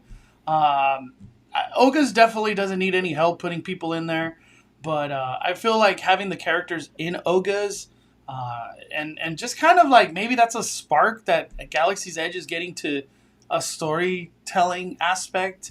Because right now they're just kind of plugging and playing with, you got Boba Fett over there with Fennec Shand and then Ahsoka for no reason. And all of a sudden, Hera and Chopper at Galaxy's Edge. And we still got a Rey Skywalker without a lightsaber. I'm going to mention that every single time. Yeah, medulla oblongata. All right, I'm done talking Disneyland, Danny. Let's get into Halloween Horror Night. All right, closing thoughts on Disneyland. I want to give closing thoughts if you had anything else to say. I just wanted to cover some of the announcements that people haven't watched. So the rest of the announcements they covered, they showed us more details from Shanghai's Zootopia land. They said that the main entrance to Epcot, which has been under construction for so long, that whole first part where that has the new Walt Disney statue, that has World Celebration, the big center right behind the ball. They said it's going to open in December of this year, and it would open up alongside the brand new show Luminous coming to Epcot on December 5th. So I'll be there in January to watch that show. So I'm so excited. We also got the news that Moana Journey of Water would open on October 16th, and that Moana would be meeting greeting at the attraction as well, which was a question because currently she was only meeting at Animal Kingdom. So now she'll be right next to her own attraction in Epcot. Huge, random, super rare, like awkward news. Test Track is going down again to be reimagined for a third time. So my take, they're going back to Epcot's original theming for Test Track, sort of, and they're kind of making it more inspired by World of Motion, which was the original name of the attraction. So it's going to be losing its Tron-esque theme, which makes sense. They don't want to have like two Tron-like attractions, in different parks. So it's losing that space age Tron feel, and it's going to go towards World of Motion. And the artwork that they show is like there's really like a lot of lush landscape. So this could potentially be a pretty big change on the interior of Test Track. That's strange. We don't know. It just says in the future. I was so shocked it's not Radiator Spring Racer overlay. Just do it. They're doing IP everything. Why all of a sudden Test Track can't be IP? Yeah, I thought that was crazy. Epcot's kind of going back to its original theme, sort of like a play on its original theme. So it makes sense that they're kind of going more towards World of Motion, because go back to the history of the park. Disney also shared the new private island name that they're bringing in the Bahamas. It's called what's it called? Lighthouse. Oh, Lookout Key, but it's spelled K. Lookout Key at Lighthouse Point, and that's going to be a stop for the Disney Treasure and the Disney Wish when they make their cruises on it. And I think the first cruise is in June. That's going to that private island. It's not necessarily a private island. It's an island shared by other resorts, but Disney's going to have their own section on it. So it's different from Castaway Key. It's different from Castaway Key, which is its own private island. This is going to be like a section of a resort on there. Disney also shared with us the name of the ship that's going to be staying in Asia, and that's going to be called the Disney Adventure. This ship's a little bit different than the other Disney cruise ships in the fact that this cruise ship was already built, like half built by another cruise company, and Disney took over the ship like mid-construction. So they didn't plan it from the ground up. So it's going to be laid out extremely different than any of the other cruise lines that they have. It won't have any similar, like, so Mondo's been on the Wonder, like all the ships kind of have that similar layout that Disney does. This will be totally different because it's for a different cruise line, but Disney just took it over. Probably for cost purposes, I'm sure. But this ship will be staying in Asia, and it will do trips in like Singapore and all that, like all those countries down there. Yeah. So, and that essentially wraps up what we didn't talk. Oh, the last thing they kicked off at the announcement was, I think at D23 Expo, Mondo, I don't remember. I think it was at D23 Expo. They announced that Figment would be meeting and greeting guests in the park, but we didn't know when that was coming. And now at this event, they said, hey, guess what? Figment's meet and greet starts at Epcot tomorrow. So tomorrow, Figment will be having his meet and greet in the Imagination Pavilion in Epcot moving forward. So, easily 5-hour wait tomorrow. Oh, yeah. Tomorrow, I can't wait to see everything on Twitter and how crazy the line's going to be to meet Figment. I'm going to have to cut it off. This is a bigger deal than Mickey Mouse out there. Yep. Yep. One thing too, before we move on, I just want to bring it up just so we hit everything. The Hatbox Ghost also did get mentioned that he's going to be coming this year, late November. I don't know how that's. I guess maybe that's the exact scene they're going to put him in. I don't know. I don't know details over there in Florida, but hey, they're going to get the Hatbox Ghost. My closing thoughts, Disney, I'm very excited. It seems like there is plans, but they're extremely vague, and things could change, especially with Bob Iger in the big picture. He is supposed to leave, right? He's not going to be here for 20 plus years. So it's really interesting to see how the future is going to unravel for Disney, especially with the same time the big battle they're having with profitability of Disney Plus, the streaming service. Um, Mm-hmm. and actually, not just the big struggle of Disney Plus, the big struggle, what is it, Comcast, where they're not even showing on the cable network right now currently because they're having negotiation struggles. Tomorrow is NFL Sunday, week 1. And I heard that they're actually moving some stuff to ABC 7, which, wow, I don't know what's going on. ESPN, all that not being broadcast on like one of the biggest platforms, which I think it's Comcast. I don't know. I forgot already. It's too early in the morning, but Disney, I hope they get things together. I want you to succeed. I want you to thrive. I want these theme parks to be incredible.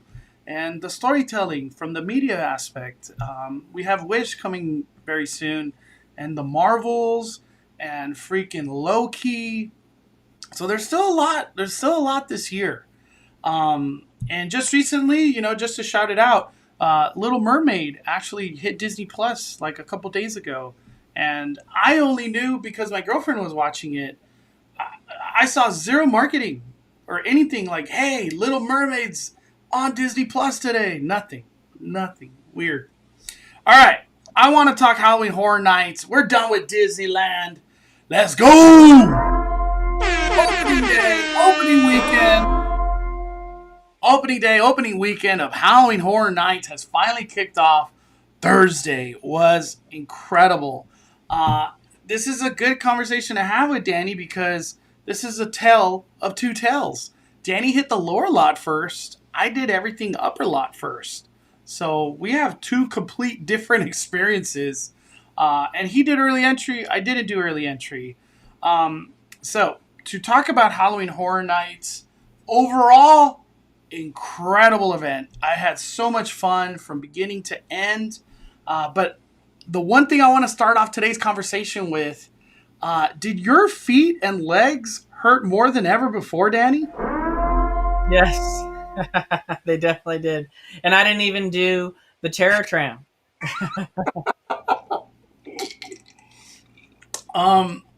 Is it that we just did more hills or something? Because at the lower lot, going to Exorcist and Holidays, you got to go down that big hill. And then once you're done, you got to come up the big hill over there by Super Nintendo World. And I don't know what it is, but like this year, the steps just like beat me up. I don't know why. I just don't know why. I guess because at the end of the day, Halloween Horror Nights is truly making you go to the extreme of the theme park because you're walking all the way down to Stranger Things, which is the furthest point at the lower lot that you could go to. You're also going to the furthest point of backstage, which is Curious George parking lot to do Chucky and that big ass hill. And then at the same time, if you're wild enough and you got some good shoes, Terror Tram, all uphill. It's pretty intense this year when it comes down to walking. So I just want to throw it out there. Bring good shoes, take breaks, and honestly, if you can't do everything, it's okay. If there was 2 mazes, Danny, that you could miss, what are those 2 mazes? Where you're just like, it's okay, I don't do those 2 things. Which one is it for you? If I was missing mazes, I probably missed Holidays in Hell just because I already did it like in previous years. So that for me personally, that's what I would skip. And then probably Monstros. I think the scare zone was enough. Like I was really unimpressed by the maze. I didn't really like. It wasn't really all that. It didn't really pan out to what I thought it was going to pan out to be. I know. I thought it was still really good. It was still really good, but it just didn't really pan out to what I wanted. some people might say that about Evil Dead Rise because we kind of got the same thing last year, but the maze was like twice as scary as what it was when I it was loved Evil. Evil Dead Rise. I loved Evil Yeah, Dead Rise. and Mondo watched that movie, and that movie's effed up. So Yeah, it's a jacked up movie. Jacked up movie. If I was to miss, like, say you're like, I know I can't do everything, but I want to do some of the food. I want to do a ride. I want to do the bar. So you're gonna miss some things. Holidays for sure. Even though I love holidays, you can miss it. I think the second one for me, I man, that's a hard question of like which one. we did Stellar Bar, we did Surfer Boy Pizza.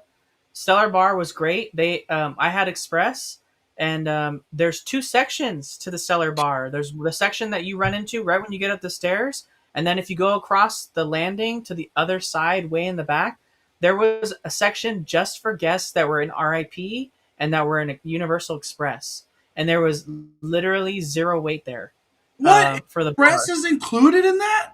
Yes, Express is included with that. Wow, We that's we a good. walked up and ordered drinks right away, right away. Wow. Hey, could I get that at Toasto Cafe? That's I don't even care about Express for the ride. Yeah. I want it for the freaking restaurant. All right. Let's talk. Opening night, I hit 17,000. Last night, I hit 20. So that's what I told my girlfriend. I said, I was like, I should just use Halloween Horror Nights to like, get my steps in. Get on. I'm on a weight loss journey. And she's like, but you want in and out every day after Halloween Horror Nights. I was like, that is true. Dude, fighting the urge to eat after Horror Nights is so hard. It is so hard. Are you starving after Horror Nights too, Danny? No, I made sure to eat like right before the event, like a lot, and then during the event, I had the Surfer Boy. I had half a Surfer Boy pizza, Yeah. which in and of itself is only like 12 inches, maybe in diameter. It's not very big, but it was really really good and like super fresh. So that was all I had to eat, and I brought some snacks with me in my bag, and Yeah. that was it. They didn't they let me bring in water, snacks. They didn't say anything. Wow. So you got water in. Yeah, I, I brought two of these water bottles in. I literally chugged my big water bottle before I went through because I thought I couldn't bring water. Maybe things changed. I don't know. I think if you were to miss two mazes, I would miss Evil Dead and Holidays. It's a really tough one because I love Evil Dead, but I still think you should go through Monstros. It's something new. But all right, Halloween Horror Nights. Where do we even begin? It's a tough conversation, mainly because this is a really good year. I had fun every maze. There wasn't not one experience where I was just like, God, that sucked. I didn't like it. I didn't have that. That didn't even cross my mind. The only thing that sucked was that like my right pinky toe was just hurting all day because it was just rubbing on my shoe from all the hills. But what were your like tops? What were your top contenders, Danny, for best mazes and why? Give us the reason why. Last of Us was easily the best for theming. I would say my number two was probably Stranger Things, just because I'm a huge fan of the show and that season. There were some misses for me in that maze because they didn't include some really iconic moments from the show, like the prison. That whole scene that whole scene was epic because it includes like all the demogorgons, like the demi-dogs and stuff, and they didn't have a single demi-dog or any of those villains from the maze. They only had Vecna. So like that was a miss for me, but I think the scenes that they did have were really well done. um and Exorcist, uh that maze was gross and disgusting. Yeah, Quentin. um I heard it was the scariest. Would you agree? yes, for me, Evil Dead Rise and this maze and the Exorcist maze were the scariest. Evil Dead was almost like claustrophobic at times. Like it was kind of crazy. and then like they're just never ending. Like at one point in Evil Dead and an Exorcist, they just don't stop. Like you're just like corner to corner to corner to corner to corner, and they're just popping out at every corner, no matter what, and they just don't give up. And that's kind of like how it was. That's like how it was both of those mazes. An Exorcist, they pump in like really bad smells, just like it just hits you with all. Literally smells like S. Like Yeah, it and it smells like sticks literal in poop. your mouth, like your taste buds. You walk out with Exorcist taste buds. Like you can't help it. Yeah. No, I did. I smelled it like the rest of the night. It was kind of gross. It was gross, but that's what you get. You're walking through the Exorcist. uh, so you liked The Last of Us, Stranger Things, Evil Dead Rise, Exorcist. Exorcist. What was like the bottom tier for you? The bottom tier. Um, I didn't. I didn't really like the like bottom tier. Unmasked was good, but I felt like it was bottom tier because it kind of felt like a last minute kind of thing. Um, wasn't a fan of Monstros like I thought I would be, and I wasn't really a big fan of the Scare Zone Mondo. I don't know about you, but Ah, the Silver Screen Queens that they had before, when it was Bride of Frankenstein, that was an amazing Scare Zone, and I felt like I just didn't get that energy from the Mummy one this year. yeah. Um, so like those are kind of low. I don't want to say I didn't like Chucky because it was there's so much to look at. There was so much to see. There was so much like animatronics, puppetry, like the big giant Chucky. That was cool. So like it wasn't my favorite of the night, but I don't want to like put it in the lower category. Yeah. Hey, can you tell me what did this person say, this scare actor or this audio? I won't say scare actor. What did this audio say, Danny? I want to know what you heard.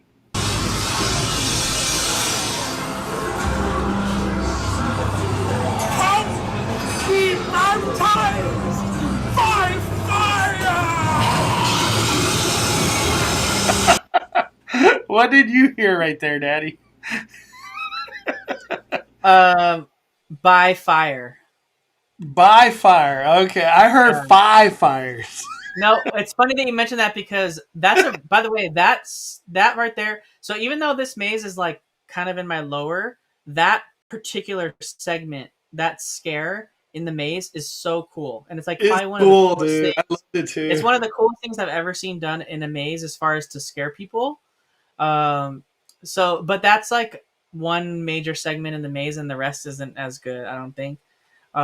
But he said like when I first walked through that and I heard it, I thought he said 5 fires too, and then I like watched back the video. I watched back the video that I put, and he said like he's like 5 fire, like so he's like Uh, that makes sense now. Now that you say it sounds like 5 fires.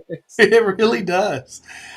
Jamie Lynn, Yeah, it I does. family member going for the first time. What should they prioritize for the lower lot? Honestly, get early entry. That should be like if if you're going like if you take our honest opinion, buy early entry. Let me ask you this, Danny. Let me ask you this because you were in the scenario that I'm talking about. If you bought early entry, do you even care to have Express anymore? Because early entry works so well, right? What are your thoughts on that? Was Express overkill, or were you still like, hey, I got to do things twice? I just didn't have to wait throughout the day. I think it worked out good, or was it more of like I could have just done standbys for the upper lot? What do you think? What do you think? I really been wanting to ask you that. I haven't had a chance to ask you that.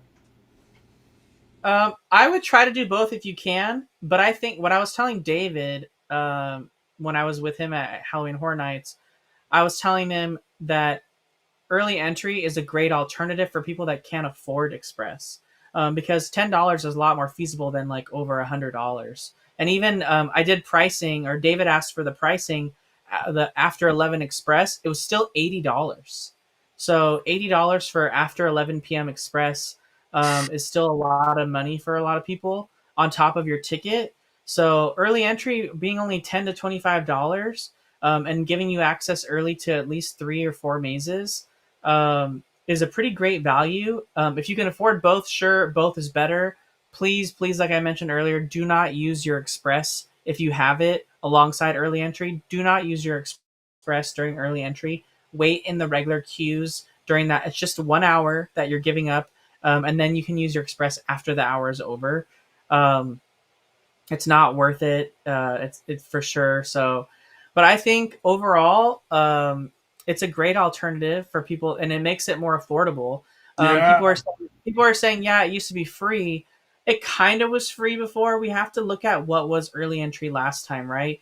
Early entry before, you'd have typically like the maze where the Parisian Courtyard is. You'd have that available. You'd have the Walking Dead attraction available, maybe, and then you'd have like one maze on the lower lot available. So that was kind of all that was there, and it wasn't as good as this. So this was like, being down already on the lower lot just early by itself was a flex, because everyone was coming down the escalators, and you're already there and you've already done everything.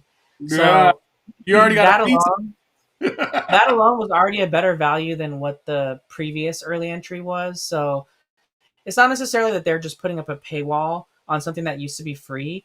It's a different experience, and then they're charging for that experience and a value that I think is just the right amount for that. I think early entry, dude, this is the perfect plan. Early entry, and if they sell express, buy it. So you only drop like $90 to 100 instead of 150, 175, 200, whatever express costs on the day you go. I think that's a good plan. You just have to be there late. But you're going to Horror Nights. You're going to be there late no matter what. Good question in the chat, Mondo. Does the Purge show have an express section? Yes. Yes, it does. And those are the people that go in the middle. You do standby, you're probably not sitting in the middle because, dude, it's like Hunger Games to find middle seating. Second question, Mondo, that we had for Purge show is, do you get wet like Waterworld? So, great question. Zero wet. So you could sit at the very front. It's like the best tip anybody could give you right now. You could sit in the very front. You won't get wet. No worries. This is not a show where the Sea-Doos, shoot water into the show or into the stands. There is no explosions that shoot water into the crowd or nothing like that. It's just a really storytelling-based show. I actually have the full show. I'll post it today before. I don't know when I'll post it, but I'll post it today. But you got the whole show? I got the whole show. I just have to. I was just trying to, because on YouTube, sometimes when you post a video and then you post a second video, I almost feel like the second video eats up the first video in regards to like reach. So I'm just trying to let my vlog that I posted yesterday like flush through, and then I'll post POVs and the shows and kind of get the opening day experience, because a lot of scares I posted on team member preview weren't there. So I just want to have the better walkthroughs. Exorcist Believer, it is the scariest maze at Horror Nights. I don't even know what second place. I couldn't even tell you what second place is. But Exorcist Believer is just a jacked up maze. So anybody that doesn't like the I almost want to say the extreme horror, because that's kind of what Exorcist Believer is. You got demonic kids and the devil, demon himself, just scaring the hell out of you throughout the maze. Mystery Bay walked out of that one and was like, I don't know if I want to do that again. I was like, that's kind of how I felt. Did you feel that way? That's what I said. Yeah, it was messed up. And some people were saying here in the chat that like people were throwing up in the maze and like. I believe it. I believe it, dude. I believe people were throwing up. Without a doubt. That smell, like, I think at some point, if like people keep throwing up, like they might have to just not do that smell. And it sounds kind of weird, but I think what made it worse for me, Mondo, is that I was there during early entry, and on the day that we went, we're like in a little bit of a heat wave right now. I mean, nothing compared to Florida, right? But it was still like high 80s with humidity, when I was going through the maze in early entry. So and that maze was like, it's not cool. It was like hot because of the building was hot from, and there was no air conditioning or anything. So like it was really hot in like that tent maze, and that was building up the heat, and then mix that with the smell, it just made it like that much worse. So Oh my gosh. We got Junior with the super chat. Going through Chucky maze 4 times. That is still my number one. Yeah, I love Chucky. dude, Ashley, I was with Ashley from Mouse Vibes, and that was her favorite maze. She knew going into it was going to be her favorite. And then doing it, when she got out, she was like, that was the coolest maze I've ever done. She's like, it was so awesome. For me, I almost want to say there's not a clear winner of what is the best maze, but almost like a grouping. Like I put Chucky and Last of Us in its own like maze. Like they're 1A, 1B. Like they're just both badass, and I can't wait to do them multiple times throughout the haunt year. The one that I feel like is next is gosh, there's so many mazes, dude. Uh, gosh, what would be like 3? I don't even know. I haven't like in my mind done like a breakout because things change every time you go to Horror Nights. You're like missing. You're like, oh, I didn't get that scare. I didn't see that scene come to life. So things always change. We got The Brian. one thing I do. Oh, we're gonna say Danny. Oh, go ahead with the super chat real quick. Brian Sabia, Mondo, what's with all the water rides at HHN this year? I got wet like every other maze. I saw bubbles on Chucky too. Dude, you get soaked in Chucky. Soaked in Chucky. Same thing with Unmasked. You get drenched. Dude, in Chucky, like he's like barfing water on you, and then there's another scene where someone's like chainsawing Chucky, Yeah. and then like they're spraying water on you like it's his blood that's splurting up on you. And then like another one where it just like shoots out of this thing. Like we're getting like Killer Clown vibes on this maze as far as like how wet you're getting. But it was crazy. I felt like there was a lot of times where I was just like I couldn't even avoid the water too. Like it's just bam it's in your face. Like you're just gonna get soaked. I agree, Brian. I guess it's refreshing, but not refreshing. It's just weird. I was gonna say, Mondo, the one thing I will say really positively about Monstros, is the way that the story was set up.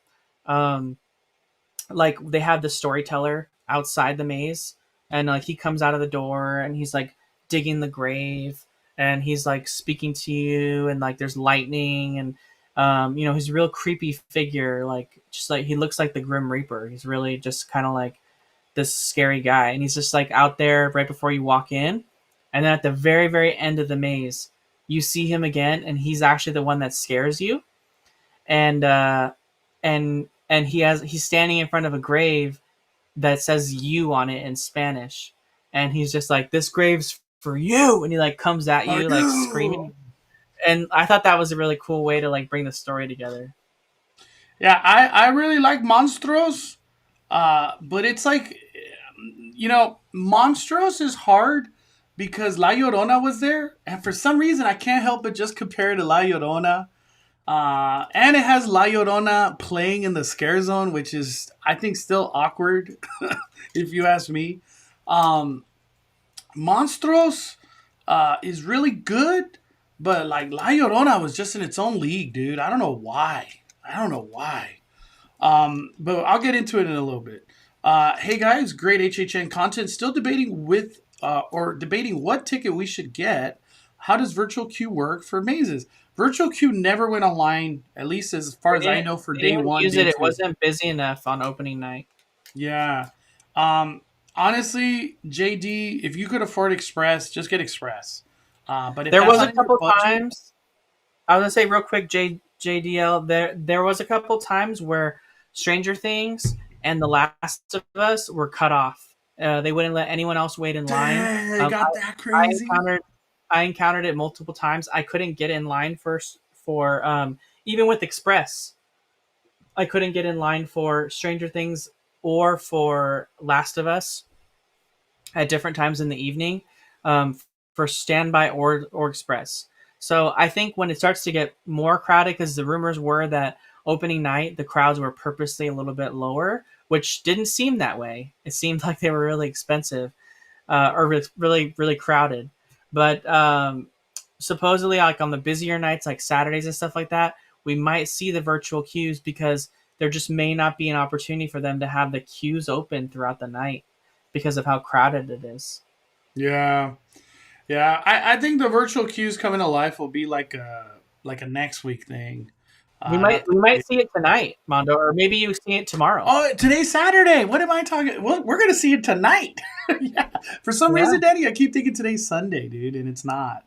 But JDL, I recommend you get Express. That's like my best recommendation.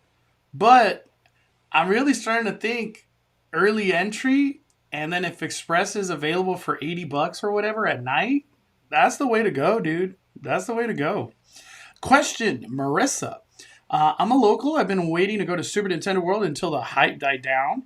Is now a good time to go for a person who wouldn't plan to stay for HHN? Less crowded in other parts. Thank you. No, it's still in that show. I could have sworn on Thursday, Mario Kart was 180 minutes or something. Like, it was unreal.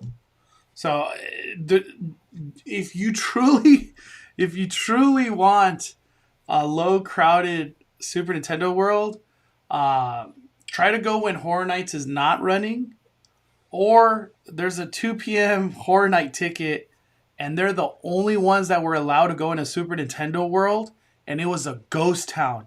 So from 7 to 10, Super Nintendo World was open for Horror Night people, but the only ones were the 2 p.m. ticket, and it was empty in there. You could do all the Power Band games, the ride 3 times if you wanted. Probably, I think Toadstool Cafe is open. So that's honestly my best tip. Those are my best tips for that one. Let me see. Somebody said the smelled lingered too. Glad I did that maze last. Yeah, I guess we're not the only ones that had lingered like that. Jen says my top 3 are Last of Us, Exorcist, and Chucky. All right, yeah, Chucky seems to be a consistent people fan favorite. Could you rank all the houses in terms of scare factor? Yeah, I could do that. Exorcist, it's the only one. I think I don't mean to be mean, but Exorcist is the only one where I walked out and I was like, that was freaking scary. And I almost hated it, but like because it was so Evil scary. Dead Rise. Yeah, Evil Dead Rise was up there too, dude. Looking at the mom all bloodied continuously throughout the maze is just nasty. um, I'll just say like my top 3. I'll say my top 3 scariest. I would say Exorcist is up there, and I would honestly have to say Monstros was up there too because they're so in your face in regards to scares. Gosh, what was number 3 scariest? What are your top 3 scariest? Exorcist number 1. Number 2, probably Unmasked. Just because they're just like so. They were just I know. so. I wanted to say Unmasked too, dang. That's what I was thinking. I wasn't really all that scared in Last of Us, to be honest. Yeah, Last of Us is you're in there because it's beautiful. Yeah. Wasn't all that scared in that. So I would say like Exorcist, Unmasked, Evil Dead Rise, and probably like as far as scares wise, like Holidays in Hell, like they went really hard. They went really hard with scares. Yeah, I'm gonna say Exorcist, Monstros, and Unmasked. Those are like the scariest. Doesn't mean it's the funnest. I'm not gonna say. Everybody has different opinions on like what your favorite maze is. Stranger Things is like bottom contender for me of scariest. But you're not going into Stranger Things for scares. You're going in there because you want to see the show come to life. Yeah. For Halloween Horror Nights, what were your thoughts as overall product. And we've talked about it for so long. We got to experience it now. What'd you think about the offerings? Does it feel like a complete event, or was something missing for you? Did something just not hit right? What'd you think as an event? As an event? Yeah. As far as Halloween Horror Nights, I have to give it to Universal. It was probably my favorite Halloween Horror Nights to date, I would say. And that was coming from 2019 being like my favorite year ever with like Ghostbusters. Um, this one I feel like takes the cake. I loved the setup of this event. I love the new areas of the lower lot that they used. I still wish that they would use the Metro sets at some point in the future again. But the separate stuff that they used for Exorcist and Holidays in Hell, it was really cool to be over there. I liked how you accessed the Last of Us maze too. That was totally unique and different this time. But overall, as an event, I felt like it was really well done, really put together well with just an intense amount of offerings, adding new things like the Blumhouse experience, the Purge show, which is like 1,000 times better than the Jabberwockies. And then, even the Terror Tram, as much as I hate the Terror Tram, Hey, Terror Tram, I don't even think it got up to 30 minutes at all, like the first 2 days. As much as I hate the Terror Tram, like I think it was cool that they went with a really cool original idea with like the exterminators. The concept around Larry Larva and all that, like he could become like an icon for HHN in Hollywood, and a lot of people really liked him. I just feel like overall the picture, the food, everything, the Stellar Bar, Universal just dropped an amazing event that like is honestly like unmatched so far. So like Knott's has a lot to live up to. There's something literally for everybody, everywhere. Mm-hmm. Knott's has a lot to live up to with this event. I know they're turning 50. They got a lot of stuff. I'm really looking forward to Scary Farm. I have a Scary Farm pass this year, so I plan to take advantage of that. I hope Mondo does too. I know that. Oh, I got my pass. I got my Scary Farm. I hope you don't like plan on only going to HHN. No, I'm going to Scary because Farm. Because you do that. You're like, I'm only going to HHN. HHN. Yeah. No, last year, HHN was just like ridiculous good. Like it was just, and Scary Farm, you had to buy a ticket, and I feel like that gets kind of old real fast. but yeah, overall. Like 10 out of 10, that event was so amazing. Universal did a great job. I can't wait to see what they do next year, and Knott's has a lot to live up to if they're trying to beat this event, because it's in my opinion this year so far that's the premier event. So yeah, well, one event that went off, and I'm not going to get into it, but I just want to mention it. On their website, it says they start on the 16th, and that's Fright Fest. Fright Fest actually opened up yesterday. I had no idea. I only found out because I think it was Parks and Cons posted, and I was like, "What? Fright Fest opened on the web?" And I've been I literally, in my mind, Fright Fest is on my bucket list of things I want to do. So to hear that it opened already, I was like. On the website, it said the 16th. But whatever. That's just how things go over there, I guess. Real quick, Jamie Lynn. I have a family member going next month. What mazes should they prioritize? They don't have Express. You have two options. You buy early entry, and you do everything at the lower lot. You're going to have a great day. I almost find it hard to believe you won't have a great day. Or... you do all the upper lot. I would probably start off with Chucky, Unmasked, Come Back, Monstros, Evil Dead Rise. Just skip the Purge show, and then go to the lower lot. But yeah, and skip the Terror Tram. If you're just on a 1-day ticket, you don't have time for everything because if you don't have Express. So what are your closing thoughts then, Mondo, on HHN since I gave mine? Yeah, my closing thoughts on it. We have a big thing we haven't talked about yet, Danny, and we have to talk about it. I'll get to it in a little bit. My closing thoughts on Halloween Horror Nights. I'm gonna do a Halloween Horror Night specific live stream with like more content creators and like a bonfire sometime next week. But it was an incredible event. The one that I watched the first time was the opening ceremony. I don't even know if I should call it opening ceremony because it's really not that anymore. I'm just gonna call it the opening scare zone ceremony. Maybe that sounds better. Um, when I watched it, I kind of was just like, it just didn't hit. And then I saw it on opening day, and I was like, this thing is badass. It was just missing the people running and the fog and the hype, and because it was incredible. The toys in opening scare zone are badass.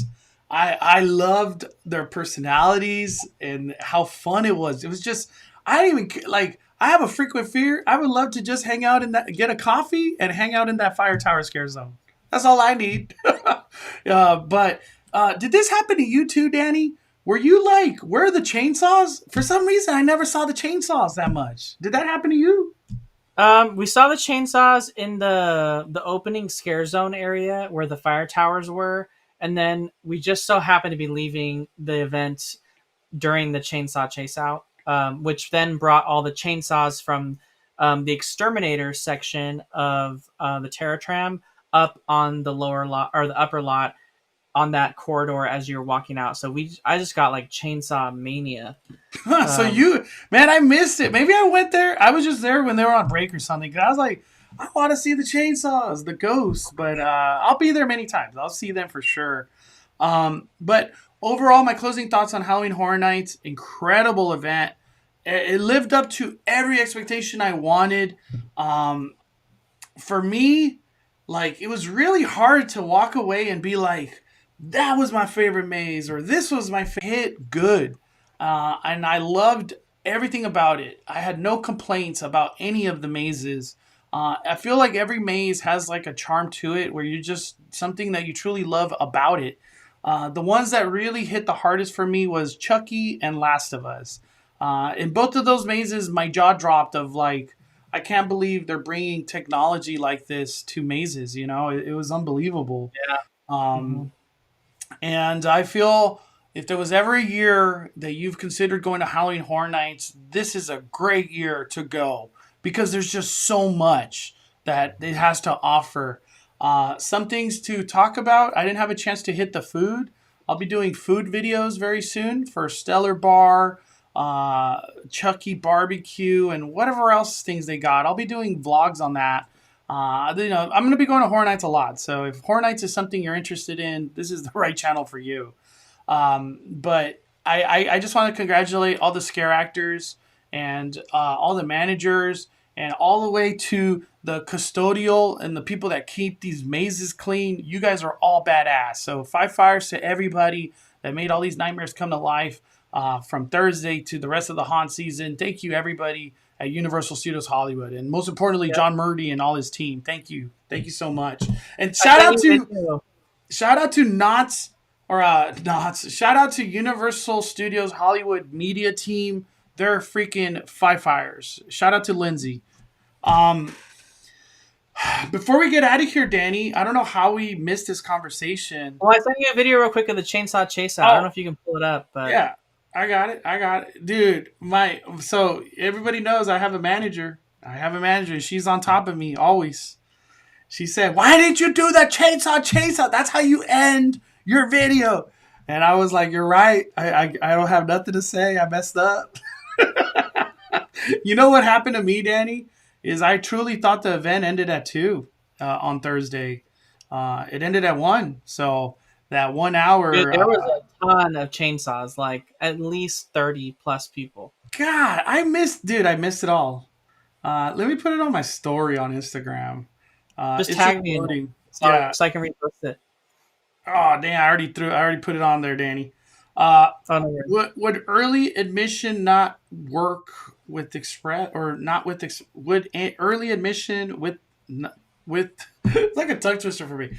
Would early admission not with Express work? Yeah, like I'm saying, I really feel if you do early entry, you could just do standby for the rest of the mazes if you want. Because having the ability to knock out 3 or 4 mazes and it's not even like 7:30 or 8 o'clock, like you're ahead of the game by so much at a Halloween Horror Night event. But yeah, Jackie, get that early entry is like extremely worth it, big time. All right, Dan, let me bring it up. I got it on my Instagram. Let me see. But that's my best recommendation. Express though, when you use Express, you're like that was worth the money. That's everybody has the same feeling. All right, here we go. Here we go.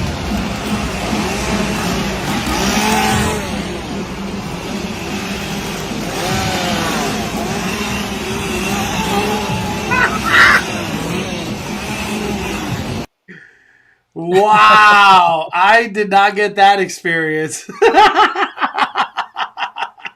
You see, hey, that's why my Theo was mad. I should have been there. Did you see the bugs from the Yeah, exterminators? dude, having the bugs with the ghosts, it just like it looks awesome. It looks really, I love it. Damn, yeah, I totally missed on the chainsaws. Oh my gosh. Okay, last topic, Danny. We gotta hit this because it's very important. Oogie Boogie Bash. We didn't even talk about it. Opening day. I All almost right, forgot all it. right, all right. We didn't talk about Oogie Boogie. Oogie Boogie debuted this week, right? Am I tripping? Didn't it debut this week? It did on Tuesday. God, that's how important Oogie Boogie Bash was. I'm just kidding. Um, Oogie Boogie Bash, it debuted. What was the big surprise? There wasn't one. That was the big surprise. Um, Oogie Boogie Bash debuted, and I heard nobody complain about getting in, candy, lines. I felt like opening day, people loved it. It was a great event. I didn't get to experience it. My girlfriend did, and all the people that were in the live. But Danny was there. Can you give us a breakdown of how your Oogie Boogie night went? And then I have some questions I want to ask you. Yes, Oogie Boogie went off without a hitch. It was probably one of the easiest years to do Oogie Boogie Bash. I personally felt like this year's event was more crowded than most other events. And it seems like based on the number of ticket sales that they did and like multiple versions of it, that that there was more tickets being sold this year. New characters, Judge Doom and his area looked really great, really well executed. Yokai was kind of a snooze fest, honestly. Um, there wasn't really a lot of effort put into his space. They were kind of just like, hey, San Francisco Square open, let's just throw in this new villain. Um, Yokai's voice wasn't even close to like what the voice of the character is in the movie. Like not even same age group. That's the problem. Um, a lot of people didn't really know how to interact with him. He wasn't as interactive as Judge Doom was. Um, all the other characters, excellent. Sid was still the star of the show this year. I felt like he had the longest line of all the characters over in Pixar Pier, having such a great time interacting with guests there. Um, Kingdom Hearts Mickey and Donald and Goofy commanded a massive line again over in Pixar Pier. Sanderson sisters, huge line. Um, Ernesto de la Cruz, best location he's ever had. He's got room to have people sit there. Like they had a whole section set up behind the trail so that you could just stand there and watch him if you wanted to. And they had the space for it. So the only thing I would say, oh, and they had a new photo opportunity for the Sanderson sisters, but it was just like props from the movie. It wasn't the characters from Hocus Pocus. It was just the props. So And on day 2 of Oogie Boogie, they still haven't put a character there.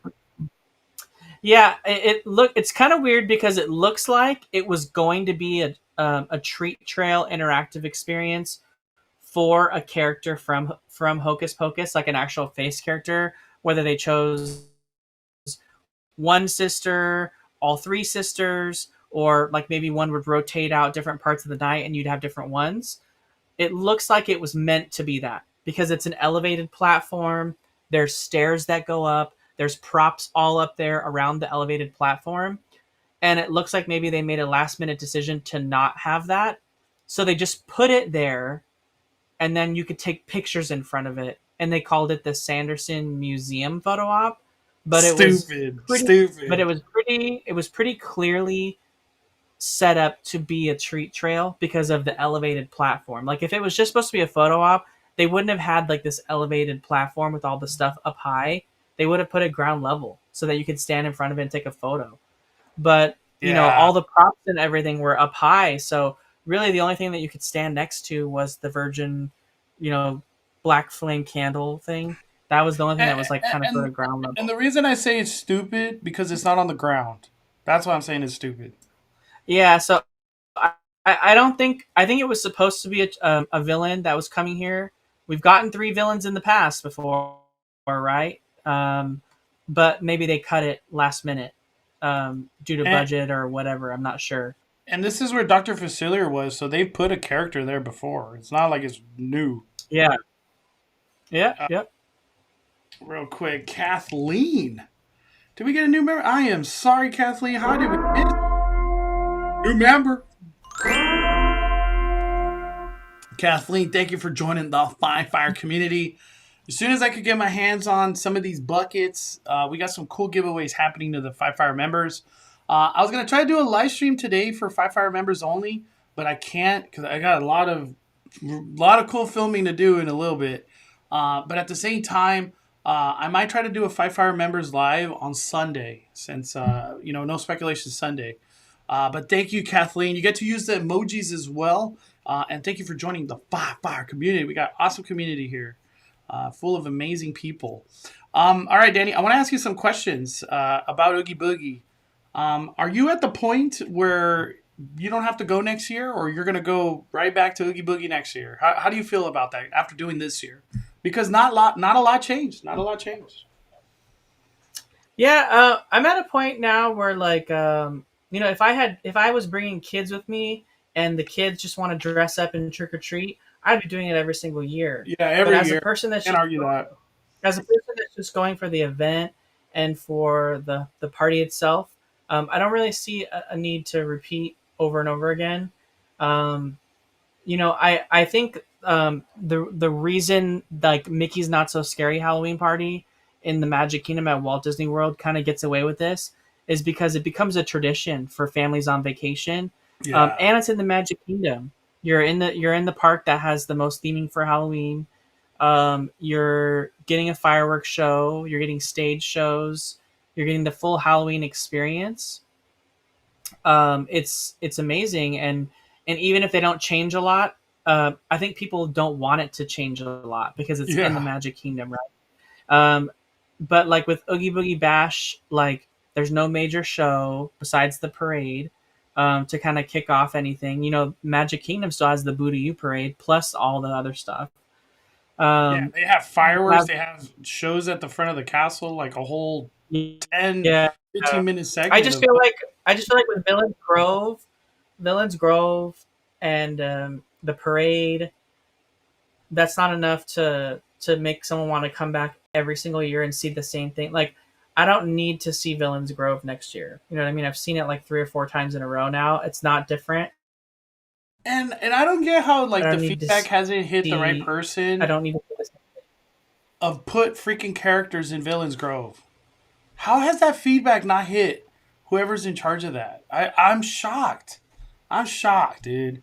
The other thing about Oogie Boogie, do you think Judge Doom was like? I almost want to put it with the Ernesto de la Cruz line because Ernesto last year, it seemed like it hyped everybody up. Like, holy smoke, Ernesto! I can't wait to meet Zombie Captain America. Agatha, blah, blah. And this year it was just kind of Judge Doom, yokai. I feel like it didn't hit that level of hype. Like the hype's not there.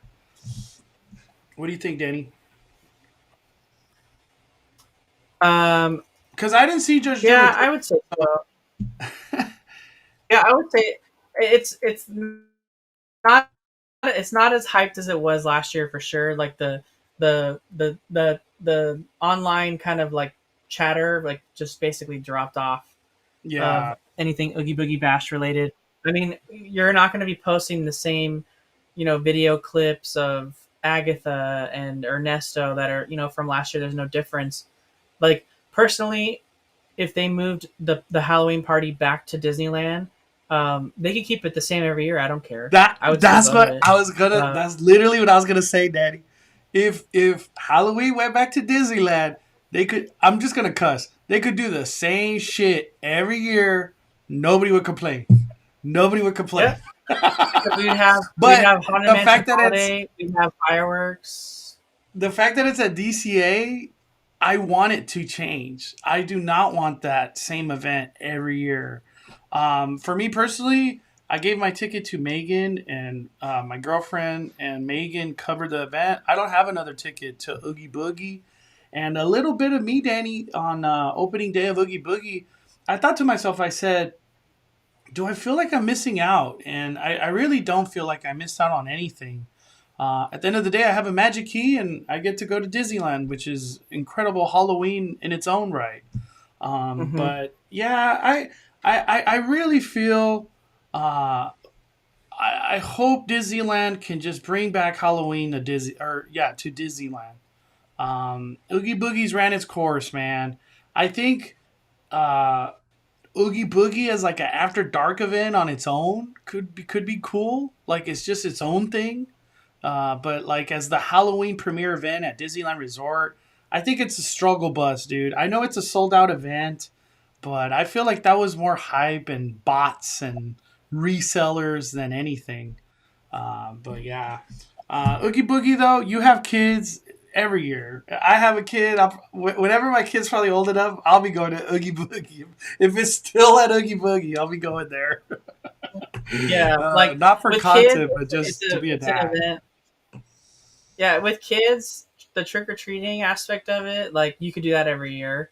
So that aspect of it, but like to come back for like new entertainment, I just don't see the need for someone to do that if that's the whole reason they're going.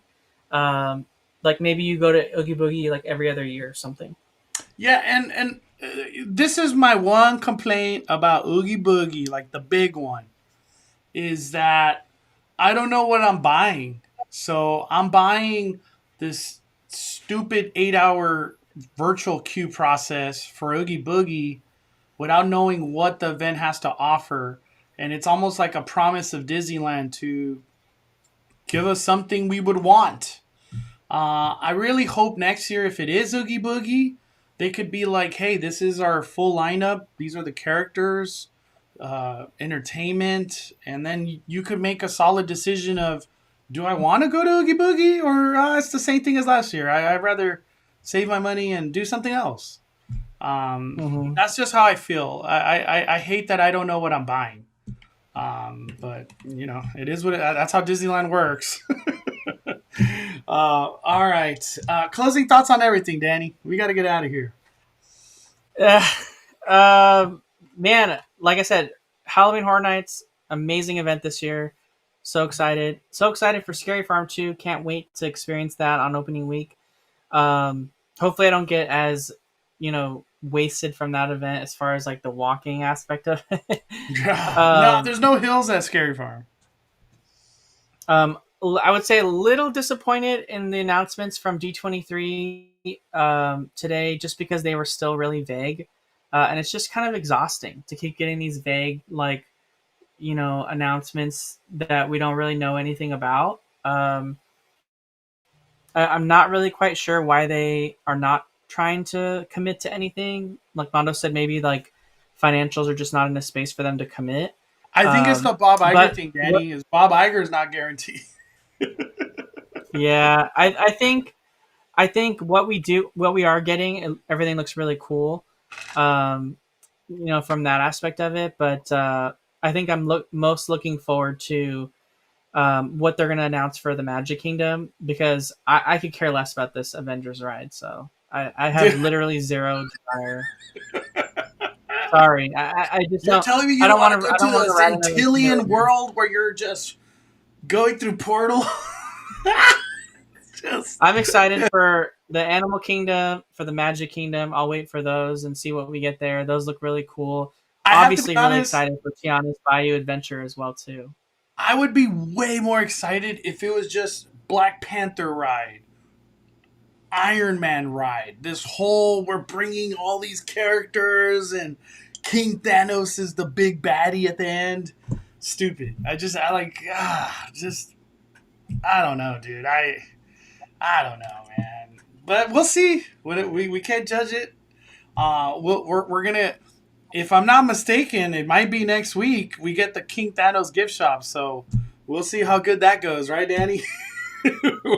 It should be like very soon. It's in September that store's supposed to open, which is pretty much the exit of whatever future ride we're gonna get in there. My closing thoughts. I'm very excited to go to Tiana's Palace and get to try things for myself. I'm excited to just be at Disneyland Halloween. I haven't been there enough to see everything come to life. It's to give a pro tip. Disneyland Halloween right now is really like a Friday, Saturday, Sunday thing. So you go on a Monday through Thursday, you're not really getting a whole lot of Halloween. So I just want to let people know that. But I'm excited. Halloween Horror Nights. I still can't believe I have a pass to keep going back to that event. And Disneyland, I can't wait to, dude. I can't wait to keep exploring everything Halloween over there because I haven't had a chance to try the treats, meet the characters, get on Haunted Mansion Holiday like 2 or 3 more times. It's just I'm ready to explore Disneyland.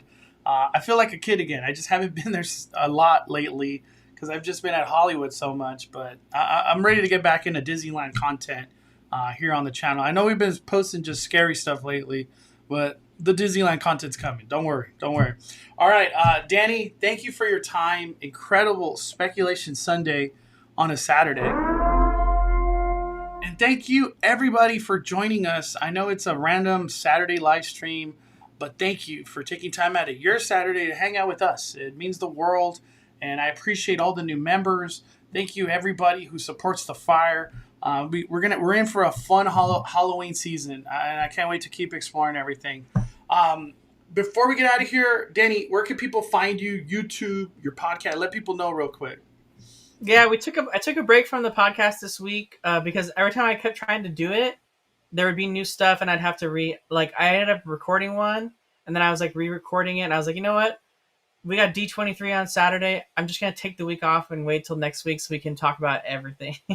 So we'll have the podcast on a normal Tuesday this week. Maybe I'll have Mondo on or something. We'll talk about it. We can get some more thoughts and flush out more. I'd love to be on it. Announcement.